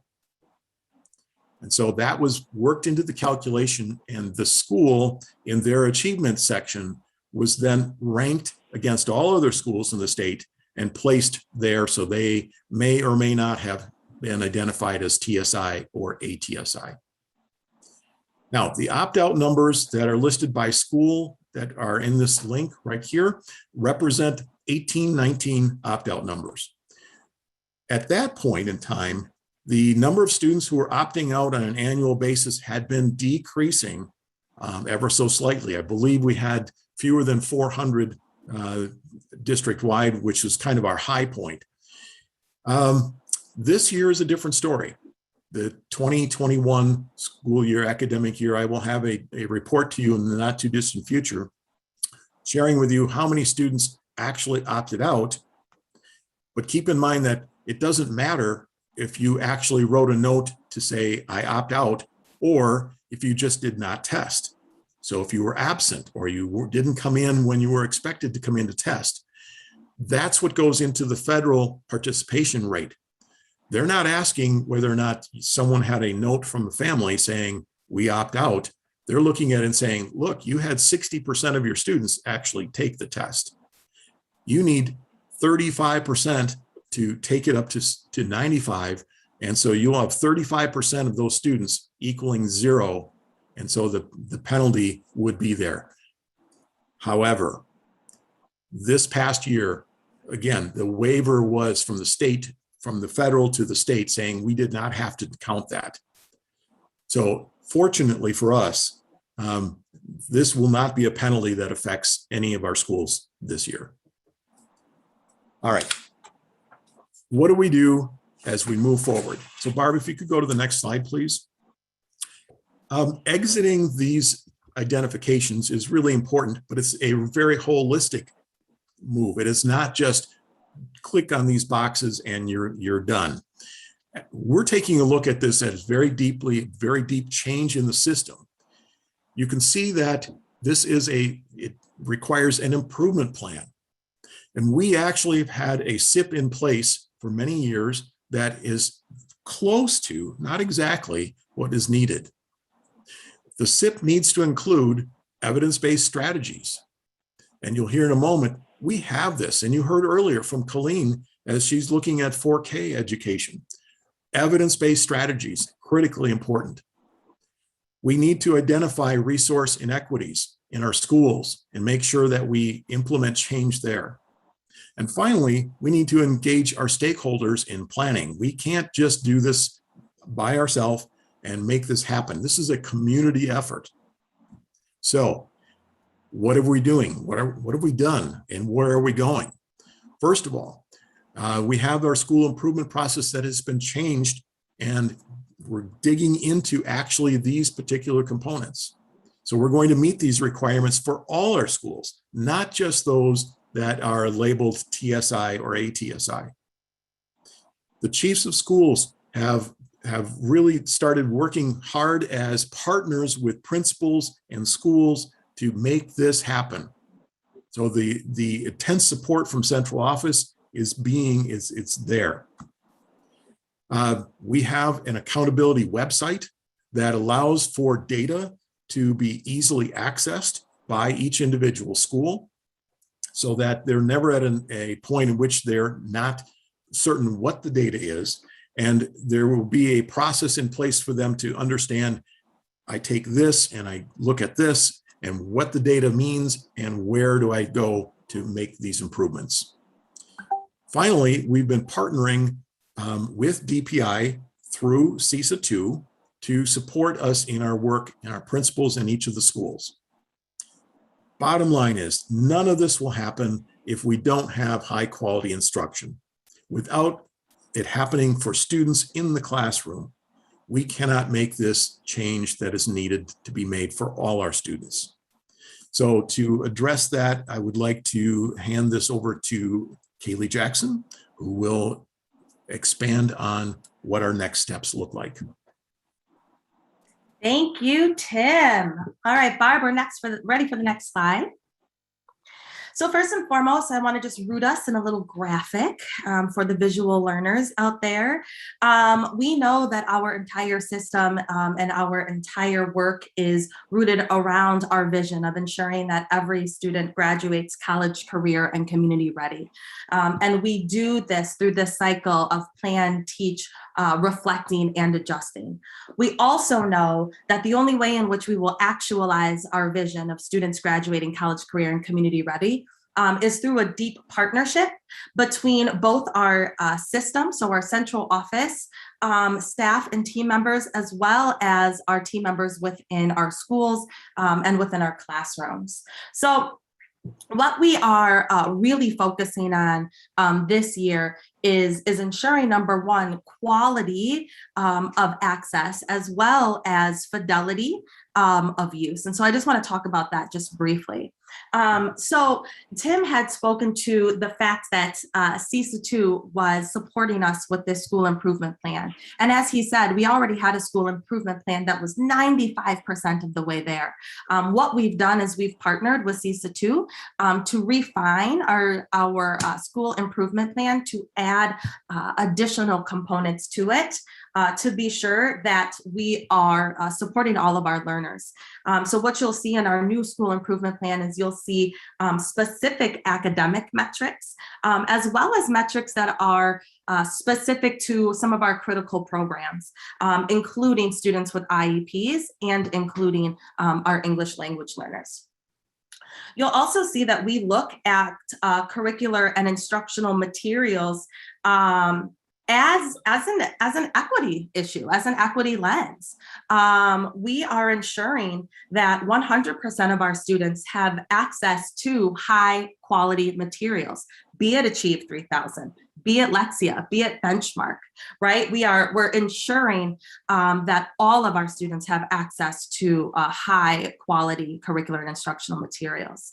And then we're also doing all of this wrapped up in our comprehensive assessment system. We are in year 3 of our 5-year comprehensive assessment system that I know we have seen in years past. And so that helps us. These are the tools in which we use to do this planning, teaching, reflecting, and adjusting, as you see right here in the middle. What we're also doing from the system lens is we're ensuring that we're providing strategic communication and professional learning along those tools. As we spoke about last week, right? It's not enough just to put resources in front of people, but we also need to couple that with the professional learning that goes alongside it. So that's our work with ANET. That is our work with instructional coaches. That's also our work with our principals as we continue to support them to be strong instructional leaders. And then when we do all that, our user, right, are our teachers and our staffs within our schools. And that is when we really, really begin to hone on effective quality instruction, okay? When we couple effective leadership and quality instruction with these high quality, equitable resources, that is when we can begin to actualize our vision of graduating students, college, career, and community ready. Next slide, Barb. And so we're really leaning in this year into what does quality instruction in MMSD look like? And as we go through some of these research and evidence-based strategies identified from DPI's website, I want us to really center our goal number 3. Right? Goal number 3, that our African-American children and youth, will excel in school. Okay. And keep in mind that 80% right now of our schools are either identified or close to being identified as receiving either TSI or ATSI or both supports. Okay. With that 80% means that this is a core, right? A core issue that then needs a core response. So first and foremost, we need to be sure that our instruction is based on academic standards that lead to college and career readiness. This is really putting the emphasis on what is happening in the classroom, right? This isn't just about the resource. This isn't just about the material, but this is about what is happening on the day-to-day from teacher to student. What does that instruction look like on Monday, Tuesday, Wednesday, and Thursday? Second, we're really focusing that our academic, behavioral, social, and emotional curriculum is rigorous and tied to standards, right? So this is when we are ensuring that our scopes provided by the district, that the curriculum adoptions that we go through, and that the materials and the resources that we put in front of the board and we put in front of our students, that those are aligned to standards and that they are rigorous. Third, we focus on, again, teaching strategies that are differentiated, universally designed, and culturally responsive. Again, putting the emphasis on what is happening in the classroom, understanding that our bar is always going to be to reach and go beyond that grade level standard, but also recognizing that we're all starting at different points, right? And we're all going to need to take different paths in order to get there. But what focusing on this third point does is it takes this opportunity gap away from our students, right? And gives all of our students the ability and the access to reach grade level standards. Our fourth focus here is that instruction is designed with respect for the beliefs and experiences of learners and families. So really focusing again on being culturally relevant and anti-racist teachers and educators. And then lastly, that the effectiveness of our instruction is regularly reviewed.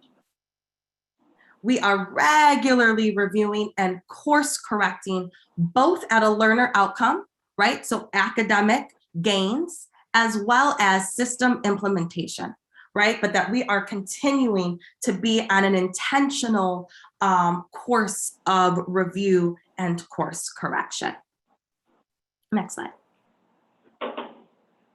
So at this point, if there are any questions or additions, Dr. Pryor, that you would like to make, and then we'll open it up for the board. Yes, Kaylee, thank you so much for that presentation. I would just like to say this. I just want to sum up everything that has been shared. I want to say that we're being intentional about this work. You know, as I started earlier tonight, I say we have a lot of things that we're doing extremely well in this district. You've heard our superintendent say this, OMG, not oh my God, but we spent this first year observing what was in place. And again, I lean in. A lot of great things are in place. Then we transition into this year, really looking at the matrix, leaning in. What's working well? What's not working? Do we have the right matrix? Are we measuring the right thing? And making some of those adjustments, as you just heard. And then we're moving into guiding this work. We have made so many shifts, even before we received the report for ASI and ATSI. You know, this work right here, what we're talking about tonight, is not about getting off of a list. I don't want anyone to believe that that's our focus, just getting off of a list. This is about dismantling practices that are not aligned to our 3 strategic goals. You've heard a lot about goal number 3 tonight, a lot about goal number 3. And so this is really about building teacher capacity, building school level leadership, building and improving instructional practices, but most importantly, developing systems of practice that we can support, putting everyone on the same page so we can have the same language, so that we can share ideas, we can support them with the human capital that we have. That's what this is all about tonight. And so as we looked at the data, you know, there were some moments when you say, ouch, but I am not discouraged by this. I am in such a good place right now in regards to the shift that we're making on this team and the work that we're doing to really shore up the gaps that we're seeing. And I'm very confident that this team will be able to do that. And I just personally want to thank the team, Jennifer Wildner, Tim Peterson, Kaylee Jackson for coming forth. And those are 3 in the forefront right now. But I can tell you the entire teaching and learning department has been working collectively and collaboratively with this work. This is a team effort, and I will assure you that we're dedicated to this work. We're partnering with our schools in a very special way, and I have every bit of confidence that we will reach that vision that we have for our schools and for every student that exists here in MMSD. So again, I just want to say thank you for allowing us to come before you to make this presentation. And I have to lean in on this as well. I think one of the latter slides that Tim shared with you around the opt-out, I'm hoping that we pay, close attention to that slide, opt-out. You will see that some schools were 5 students away from not being on this list. And so we have to be able to articulate to our community at large how important it is, you know, because when we begin to get these type of distinctions, if we don't pay close attention to it, and like I said, we're away from the one that we definitely want to stay away from, but it has implications and we don't want to have to face those implications. So again, thank you. Thank you, Dr. Pryor. Yeah, I echo your sentiments, and I was gonna kick us off exactly with the same message around this is not about getting off a list, right? This is providing education as a human rights, as a civil rights to our students. With that, thank you so much. Kylie, Tim, is always great to see you. Thank you, Jennifer, for being here with us. And Nama, I'm gonna do the same. I'm gonna start with you, and then I'm gonna close our circle with you in the same order. So Board Member Castro will be followed by Board Member Carusi. Nama? Yeah, thank you for the presentation. And, you know, this is my first kind of briefing with like the education and all these numbers and words. So thank you for the great presentation. Great job with helping me understand how this process and how the teachers and how our district is helping the students and, you know, being part of the student. I think one thing that we are always trying to kind of voice and with all these tests and assessments is just like, where is I guess the motivation to perform at our best standards. My Wi-Fi is potty, so sorry if there's a little interruption, but I think one of my questions is just how can we motivate students to perform at their best standard for these assessments, being, you know, these like state and federal ACT, you know, we're given a lot of assessments throughout the years in education. So I think just, you know, how can teachers and how can our district motivate us to perform at our best standard? It's actually reflecting a lot of, you know, what we're doing and a lot of our these aspects and how we can improve. So I'm just like kind of curious about that part of assessments and data.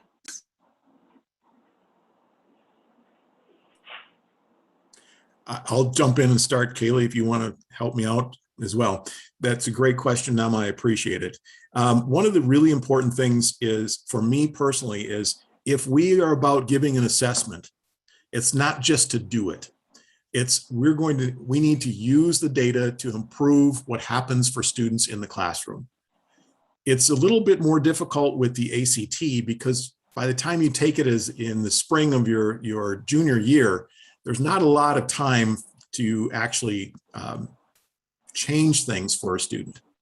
However, if we back it up, the forward exam is something that even though the results come back late in the year, we can use those to help improve and help drive our alignment to core academic standards and instruction.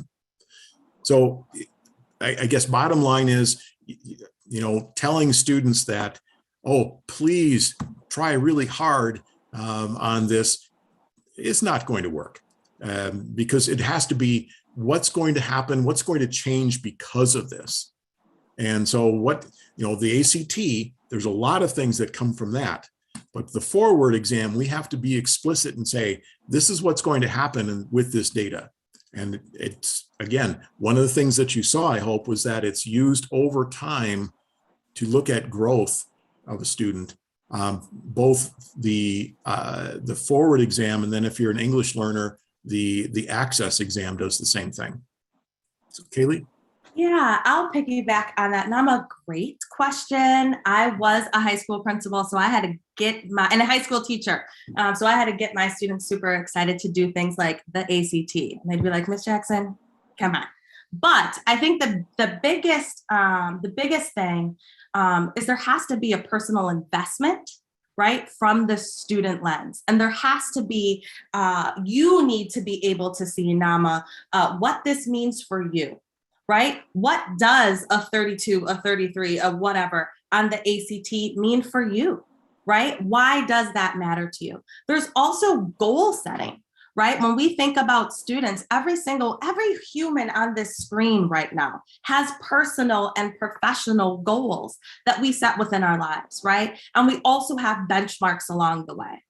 So if I'm a teacher in the classroom, what I'm doing is I'm working to really know my students and I'm working to really know their academic goals, and I'm setting individual academic goals with them and celebrating every single time that we have made progress. Because one thing I know to be true, Nama, is every day that you wake up and you go to school, you're expecting to learn something. You're expecting to grow, right? And we all want evidence of when we're doing a great job. Right? Myself included. I want that feedback too. And the other thing to consider here, Nama, is that assessments, though that is the conversation we're having today, right? Because we're talking about accountability at the state and federal level.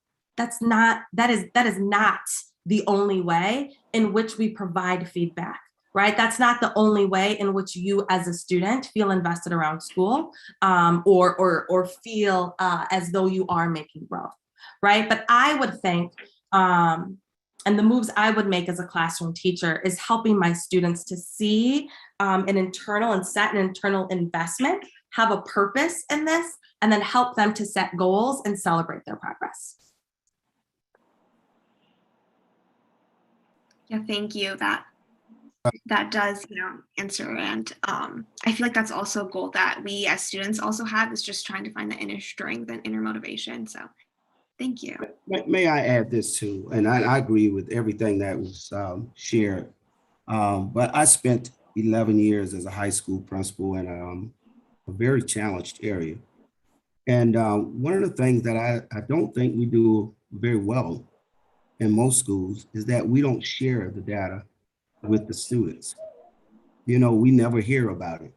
You know, as I lean into strategic goal number 1, when we talk about college, career, and community ready, you know, I would lean into the community part. And this is what I would do as a principal.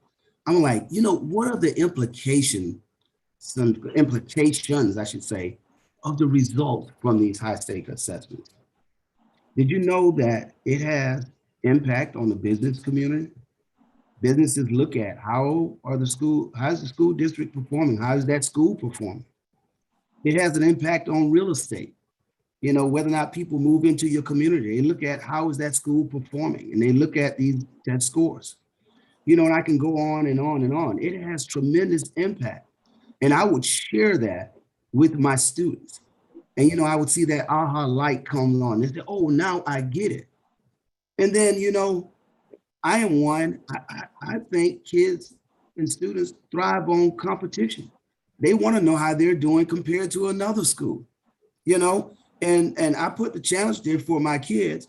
You know, now this is in addition to what was shared earlier, that intrinsic value. You're doing it for self because you want to see and show and challenge yourself, right? To reach a certain goal or plateau, you know, so is this and that. And so I just wanted to share that, you know, there's the economic side to the thing as well. And, you know, if we don't get it right, eventually it catches up with you. And that's not what we want. Thank you for that question. I thought it was brilliant question. Thank you, Dr. Pryor. Just wanted to move us along. Board Vice President Castro, please.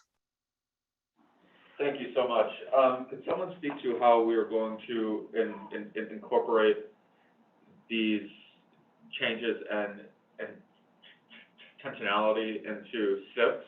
And then, you know, as much as I appreciate that we need to have a anti-racist perspective on assessments and tests, can we talk about our plan to incorporate more project-based learning, experiential learning, opportunities to internships and apprenticeships as well?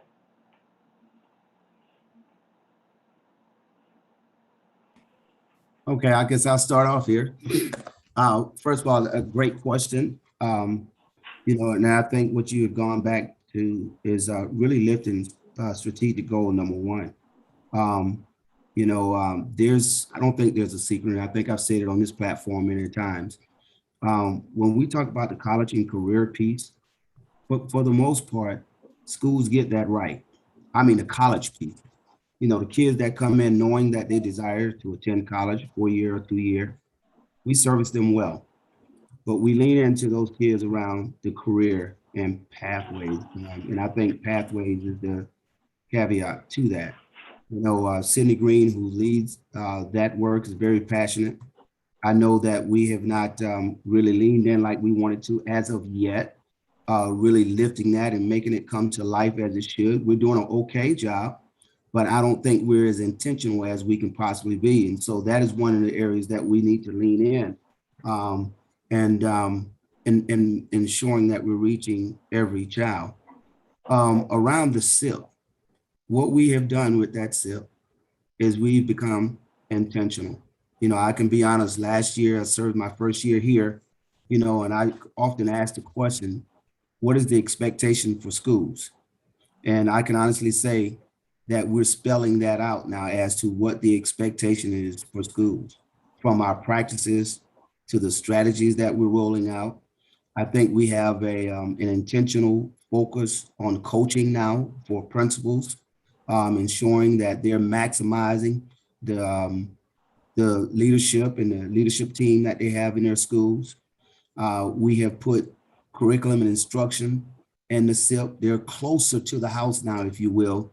We have this practice now that we will all be in school buildings, not just to spy on schools, but to partner with them and see firsthand what support they really need. We call it flipping the script.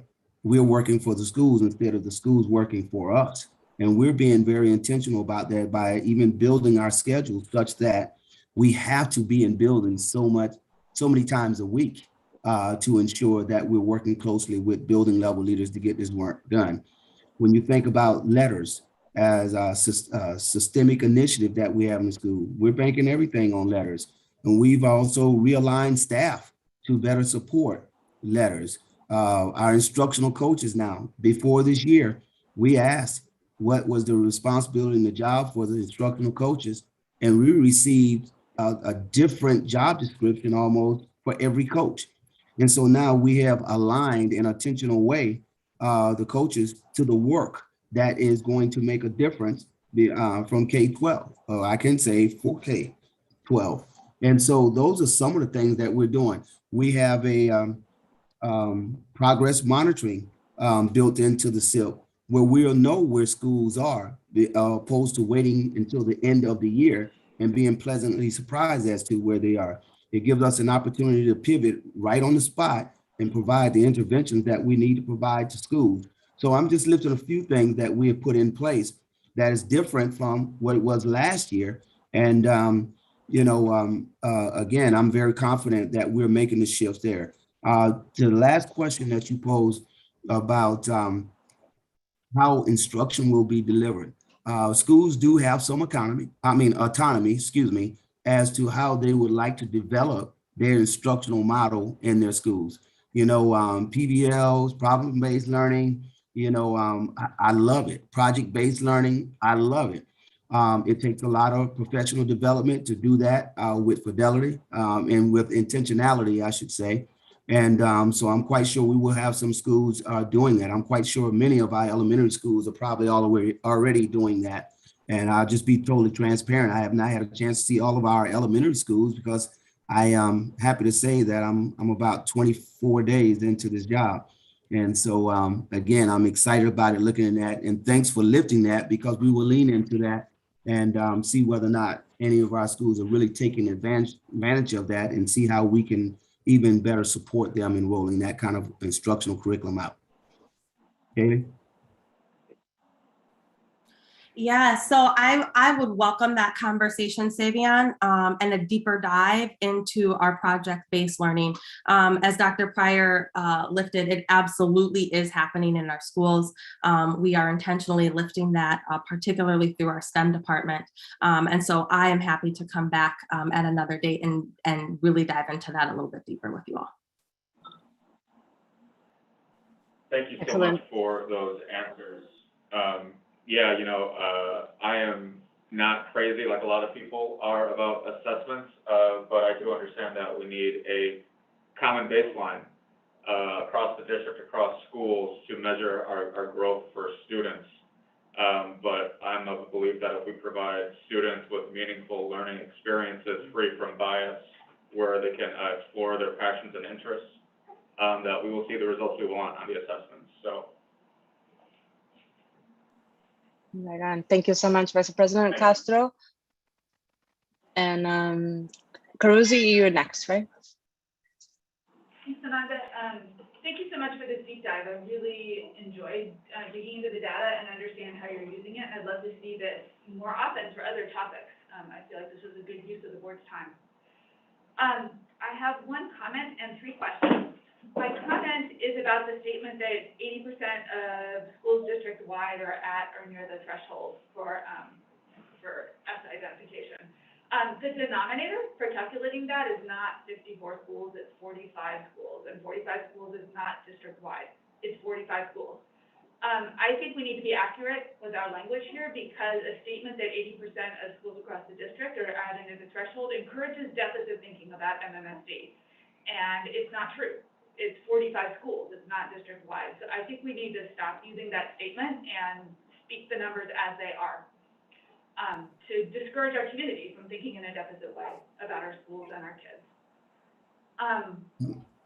My first question is about, digging into the data on the DTI website.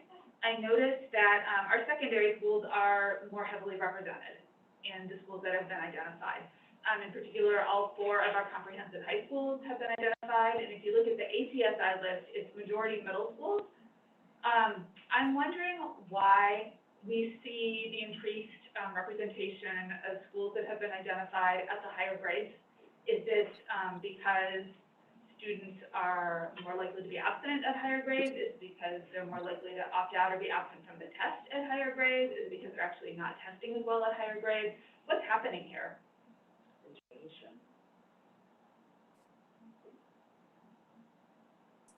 Well, I'll just try and approach a couple of those things. I appreciate the statement on the 80%, first of all.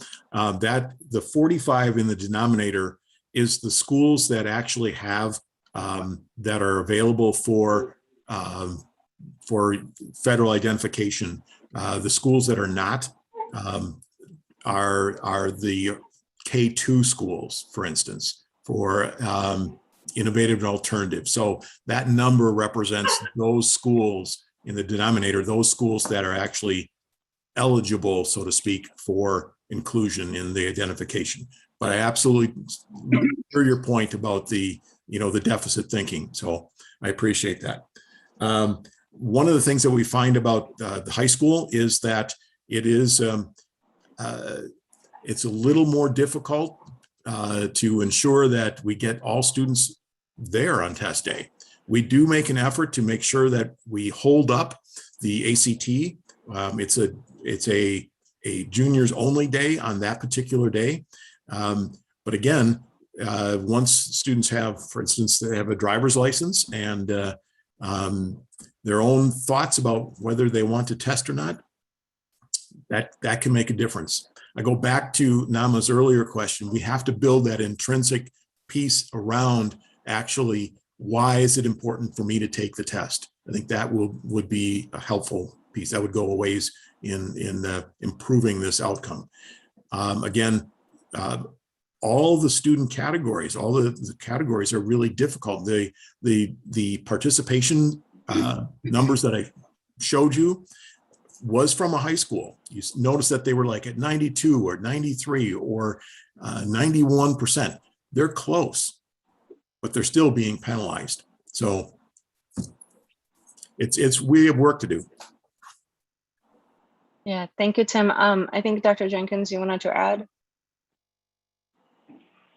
Yes, first of all, thanks for bringing the attention. It has been some discussion over the 45 schools versus the 52 schools. What does all that mean? And I just think looking forward and not thinking deficit, and it's difficult when you get into this whole notion of just talking about assessment. And I think the balance in which Board Member Castro was trying to bring out in terms of we have to talk about assessment.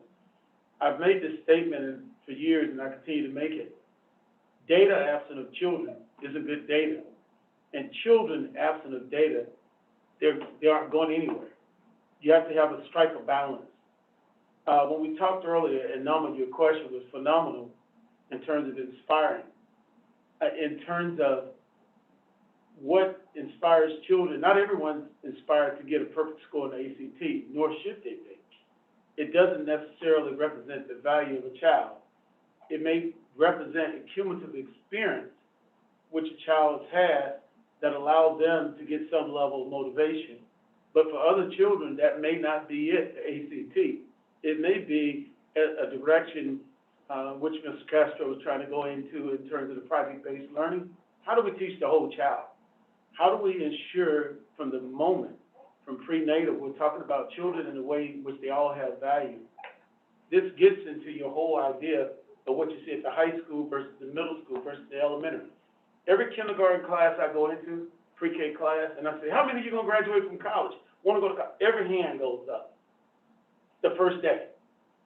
By the end of kindergarten or the end of pre-K, you begin to see it, but really by third grade, there's a cumulative assault that happens in school, and it takes away the joy of learning.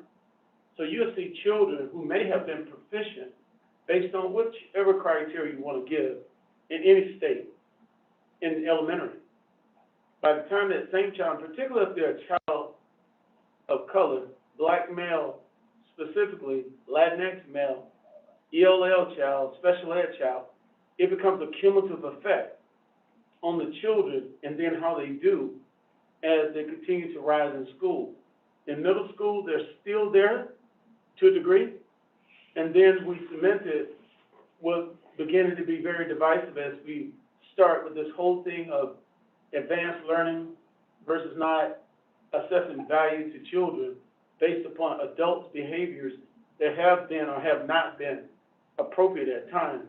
And so if you're not inspiring, getting back to Nama's question, if you're not inspiring, if you're not showing value for that child and everything they do, it's just a residual effect. They kind of begin to withdraw from school. So in schools you see, and I've been in school, high poverty, high degree of children of color. It's about that relationship, that environment in that school. You see national, if you want to use it as a standard, blue ribbon, national blue ribbon schools. I've been there in DC, schools being celebrated, and they talk about the environment in the schools, the expectation for that child. And children are inspired because they have pride in themselves, they have pride in their school, and they do everything they can to show their best. They may not score advanced, they may be proficient, but do we value them more because they're advanced and proficient? What if they score not even proficient, but they did their best, so they showed up to take the test? That 92, that 93 you see, that's 5 or 6 students who just may not feel valued by the school. So they're like, what about this test? You don't care about me, why should I care about you? So it's chemical. That was a great question that we need to come back and go deeper into. Okay, it's bigger than just the test. If we think about the test, then we're doing a disservice in education, because we should be about giving children purpose so that they can become liberated and know to the degree in which they want to participate in our society. Thank you.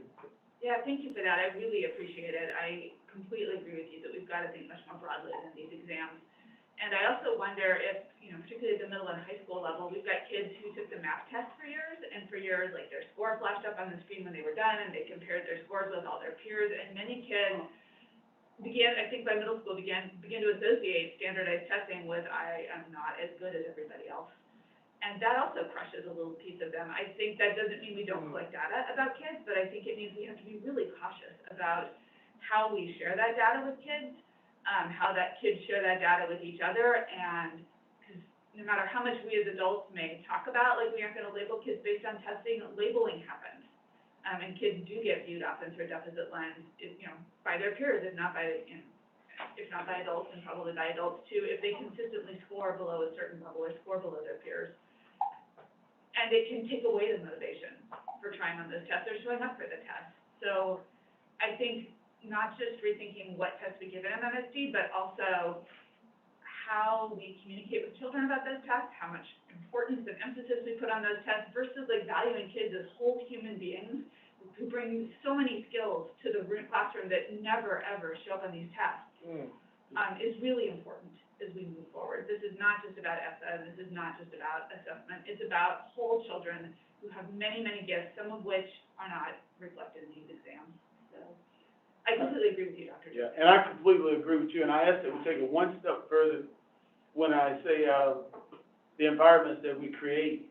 Yes, peer-to-peer, when they do the comparison, but it starts with us as adults, that first experience that we give to that child to help that child believe in themselves, and we have to be consistent about that.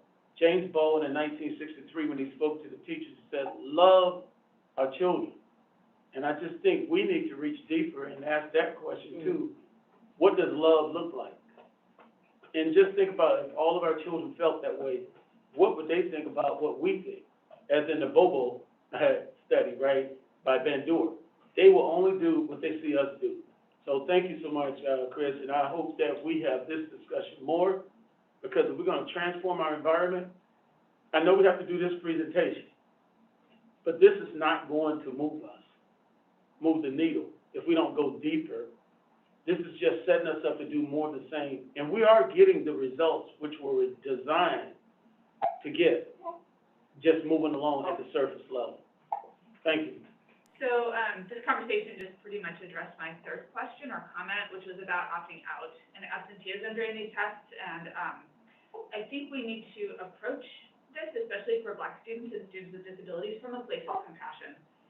Students and parents may have very good reasons to for wanting to opt out. The test may be traumatic for their kids. They may worry that their kids will be tracked or placed based on a score that they don't want that to happen. So I think, we can't blame people for not showing up for tests. We need to understand why and try to approach it from compassion if we're going to encourage more participation. And my final question was just about, this year we got the 18-19 Essa data. So next year we're going to get the 19-20 Essa data, which is COVID data. So it's all, there's no state exams. What happens next year? Do they just freeze things? Are they going to have a new way of calculating the thresholds? Well, I'll tell you this, when we wrote the federal government, the big five superintendents and myself, and the new Secretary of Education, we said that, one, assessing children coming out of COVID and being in COVID, it was really an assault. We were doing things differently, and for anyone to be assessed during this time, it wasn't fair. And you need to put an asterisk by it and not let it be a comparison before or after for our children. So we're going to approach this year, in which we haven't talked a lot about here, still knowing that we're in the middle of COVID. We have to take care of the social, emotional well-being, the mental health of our students, our staff, and our families. And to your last point in terms of, being sensitive, I appreciate you saying that to our students and to our families so that they don't feel assaulted about taking the exams. But we also have to be very intentional about explaining and beginning to nurture early on and throughout the process so that everyone have a clear understanding. These assessments are here, and I hear what you're saying about opting out. I've had many Black and brown families in that situation. Once they understood and once they felt as if though they were part of the environment, our children took the exam and actually did really well on the exam, but they're doing well in life now. And to me, that becomes more of a measurement, how children do beyond just that moment in time. So thank you, but the COVID-19 exam last year, my colleagues and I across the country talk about, really? Are we really going to use that as a measurement? So we may fall the following year if they choose to uphold something, but that's not going to be the measurement of what we're going to continue to try to do. We'll get there. It's a journey to get back through this and out of this. And just to quickly add that the designations have been frozen for 2 years, so there's no change. Yeah, thanks, Tim, for speaking to that. Board Member Carusi, were you done? I'm Yeah, done. Thank okay. you. Thank you. And thank you, Dr. Jenkins, for your last comment, because I think that speaks to a lot of children in our district and certainly speak to my daughter who has technically failed all those tests from the time she entered kindergarten to the time she left our district, but she certainly has not and will not fail in life. So thank you so much for speaking to that. Continue to follow along. Board Member Schmidt. Thank you. And thanks for the questions. Some of the questions that I have already been answered. And I guess one of the comments I just want to make is I think we have to keep working with schools and families in our community to make sure that we're not putting out the message that the value of students is based on where they perform on a test. That's not what education is about. And so trying to figure out, no matter where a student is at, it's about helping them learn and grow and feel included in our school communities. And that sense of belonging is really important and really what it's about, and figuring out how to partner with families to make sure that all students feel a part of our communities and that they're learners and will continue to be lifelong learners. So my questions kind of revolve around one sort of larger question. One of the things that Essa requires is that we have stakeholder engagement, both in writing the plan and then coming up with solutions. So one of the things you mentioned is that we're going to engage stakeholders in this process at the school level. Can you explain a little bit what that will look like and how we make sure that families and other stakeholders are included in this process? Yes, I'll lean in first. First of all, let me say this. Nothing has really changed from the SIP in regards to stakeholder engagement. That is a part of every SIP. That's just a normal practice of a SIP. And so the schools, even prior to our arrival, they've been engaging and developing their SIPs in this capacity even before we arrived. But what is the expectation? Well, their leadership team at their local schools, number one, parents, student voice, and partner voice should all be inclusive in the development of that SIP. And the way we have it structured right now, once they develop the SIP, following that process, then they are to submit it to the chief of schools, their chiefs of schools, and then they provide feedback, leading into it from the perspective of the supports that can be lifted from the central office, and ensuring that it aligns and our work and support aligns with their plan. Then they take it back and make the adjustments, and they'll make their final submission of their SIPs on September the 30th. And so that is the structure that we have in place. But I just want to emphasize that that has always been a part of the process. Thank you. I appreciate that. And I know that different schools have had different levels of success in engaging parents and other stakeholders in that process. So I just hope we continue to support those schools that aren't quite as far along with doing that. Another question that I had, and I'm going to back up and just again say thank you for bringing this level of detail and this level of data to us. I think it would be very easy to shy away from this and not want to really take a deep dive into it, but it's so important to know where we are to figure out where we're going and the strategies that we need to put into place. So I really appreciate this. One of my questions is for the schools that are identified as, TSI or ATSI, is there extra support that we get from the federal level or the state level or something to recognize that we really need to do extra work with these schools or something different? Is there any extra level of support for that? So I can take that one. In the previous accountability system, so when we had focus and priority schools, there was additional funding that came along with an identification. There is no longer additional funding. However, we do have DPI support through CESA 2 that's going to be working with us, working with our principals. So in that respect, we are seeing it just feels like we're seeing more support this time around from DPI, just a lot more connection that way. But also what's different about this accountability system is giving us as a district in our schools the autonomy to do what we know we need to do for our students. So in the past accountability systems, there was reporting that needed to be turned in regularly to DPI. Now, this type of reporting is our SIP, it's our school improvement plan.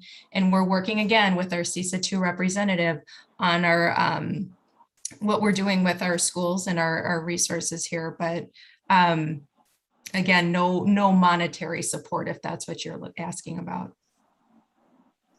Yeah, just I guess I was asking about that specifically, but it's good to hear that you feel like the process is more supportive in that way. Going back to the SIPs, could you give us an example or send us an example of a SIP for a TSI and an ATSI school? It sounds like they've been reworked a little bit, and it might be I'd be interested in seeing an example of what that looks like at the school level. I would say this, yes, we can send you a copy if needed, but I will say this, based on the SIP and look at the number of schools that we have on it, what the SIP, what DPI is recommending to our schools as strategies for improving instruction are just good best practices. And so what we have done, we've included in the SIPs across the board, because they're just good best practices to have. And so we didn't see any harm in all of our schools in engaging in the strategies that are the matrix that we have built out for all schools. Now, the schools do have autonomy of coming up with their own research best practices to support them in elevating the work. And so they have that autonomy, but the SIP is consistent for all schools.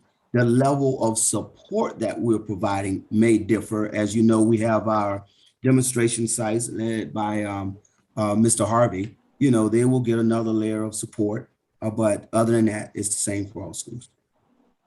Yeah, thank you so much, Dr. Pryor. I'm just going to interject here, Board Member Gomez-Schmidt, to bring Dr. Gloria Ladson-Billings ask, I guess, or teachings to our retreat around keeping at the high level.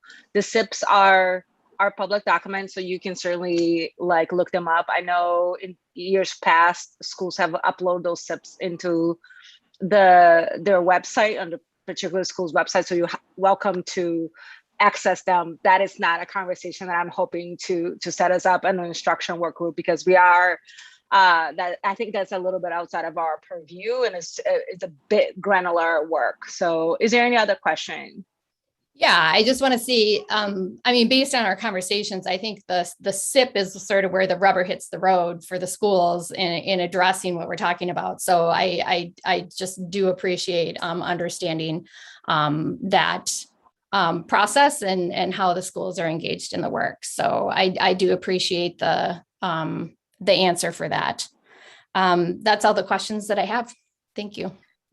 Thank you, Board Member Gomez-Schmidt. I don't disagree that it's important. The SIP is an important piece. It is just a plan, right? What's really gonna make a difference for us is what is the practices that we're implementing in the schools. And that is not going to be translated in a plan. That is the everyday practices and the climate of the school and the culture of the school. And that's gonna show up in the stories of our students and our families. Moving us along, Board Member Peterson. I'm good. Thank you all for so the much. presentation. It was very informative. I like numbers, so this was great. Thank you. Thank you. Board Member Muldrow, President Muldrow. Thanks so much, Ananda. Thank you all for this presentation. I want to just comment that when I was in high school, I had Doug Buell as the ACT SAT prep, and he started the class by asking us what state does best on the ACT. And none of us knew the answer to that, of course, but eventually he told us that it was Iowa, and he followed that up by asking us, where is the ACT written? And we all found out that the ACT is written in Iowa, and if you're from Iowa, you're advantaged on the ACT. I say that to say, when we're having these conversations about testing, particularly standardized testing, and I do want to distinguish standardized testing from assessment. We have to have a thorough conversation about where these tests come from and what they're designed to do and why we have an ACT and why we have an SAT. We have to be able to engage in a critical conversation around what these tests mean to different groups of students and why. I really appreciate Chris Carusi's comments about our students having skills that are not measured on this test. The other thing are on any test that we provide students with. The other thing I want to emphasize is that, you know, in looking at standardized testing, Nama's question, I think, is one of the most important questions we could ask is, how does this serve the student? How does it serve the school? And we talked last week in a way about how this serves teachers. And I want to say that our teachers are so much better than judging our students based on test scores, and they don't judge our students based on test scores. My daughter had a teacher who was phenomenal at identifying strengths that she had that would never show up on a test, including, you know, her verbal ability, her creativity, her imagination, right, valuing her as a whole person. And her teacher, you know, interacts with her very differently than a test, right? You take a test and maybe you had a headache that day or a cold that day, or it just wasn't the day for you to perform really well. Your teacher sees you the next day when you're doing a lot better, and gets to make decisions around how to support you as a student based on you know, their everyday experiences with you. So I think talking about these as the ultimate tool for students to have, teachers to have an understanding of where their students are at, I think is a mistake, because I think our teachers work so hard to know our students so much better than any assessment or test ever could. And so I wanna thank our teachers for administering these tests, because they're time consuming and often really draining, for our educators themselves. But also thank them for going above and beyond, you know, testing in terms of understanding where our students are at and what our students need. And I want to thank Nama for her question. I think you really allowed for us to have this conversation tonight in a very, very thoughtful way, and you got us started on the right foot. So Kaylee, thank you so much for this presentation and all who contributed to it. I think it was an incredibly useful way for the board to spend our time tonight. Thank you, Board President Mojo. I echo your sentiments. I want to check in with Nama again, since she started us, to see if there's any additional pieces or any additional questions that you want to ask our staff. I don't think so. I think discussion, especially for the students, I don't know, having been in school, this is my last year in the district and being in the system, I think it's very nice to reflect on, you know, learn from these tests that I sat through for like hours and hours during like the school day. You know, we used to take a whole day just to take these tests, and, you know, go back and reflecting on how it helps our community at the end of the day. You know, it's you know, students, it'll take for students to understand like the benefits and like how these tests are going to help the future of our district. So I think this discussion was thoughtful, and I think a lot of students would be very interested about this, and I think we'll definitely talk about this in Student Senate. I think it'll be a big discussion next year, so I'd love to carry this on in our youth group too. Thank you so much, Nama, for your contributions for this meeting tonight. Wanted to share with my colleagues that if there are any remaining questions or additional information that you would like to see before our regular meeting at the end of the month, that please send those to Dr. McGregory, Dr. Pryor, so that they can lift up any and address any questions or concerns that you have. You know, I intentionally set up enough time for us to have this conversation so we can not spend a lot of time rehashing that. But I understand that, you know, questions may come up course of the month, and ask that please, you know, if there's anything else that you send them our way.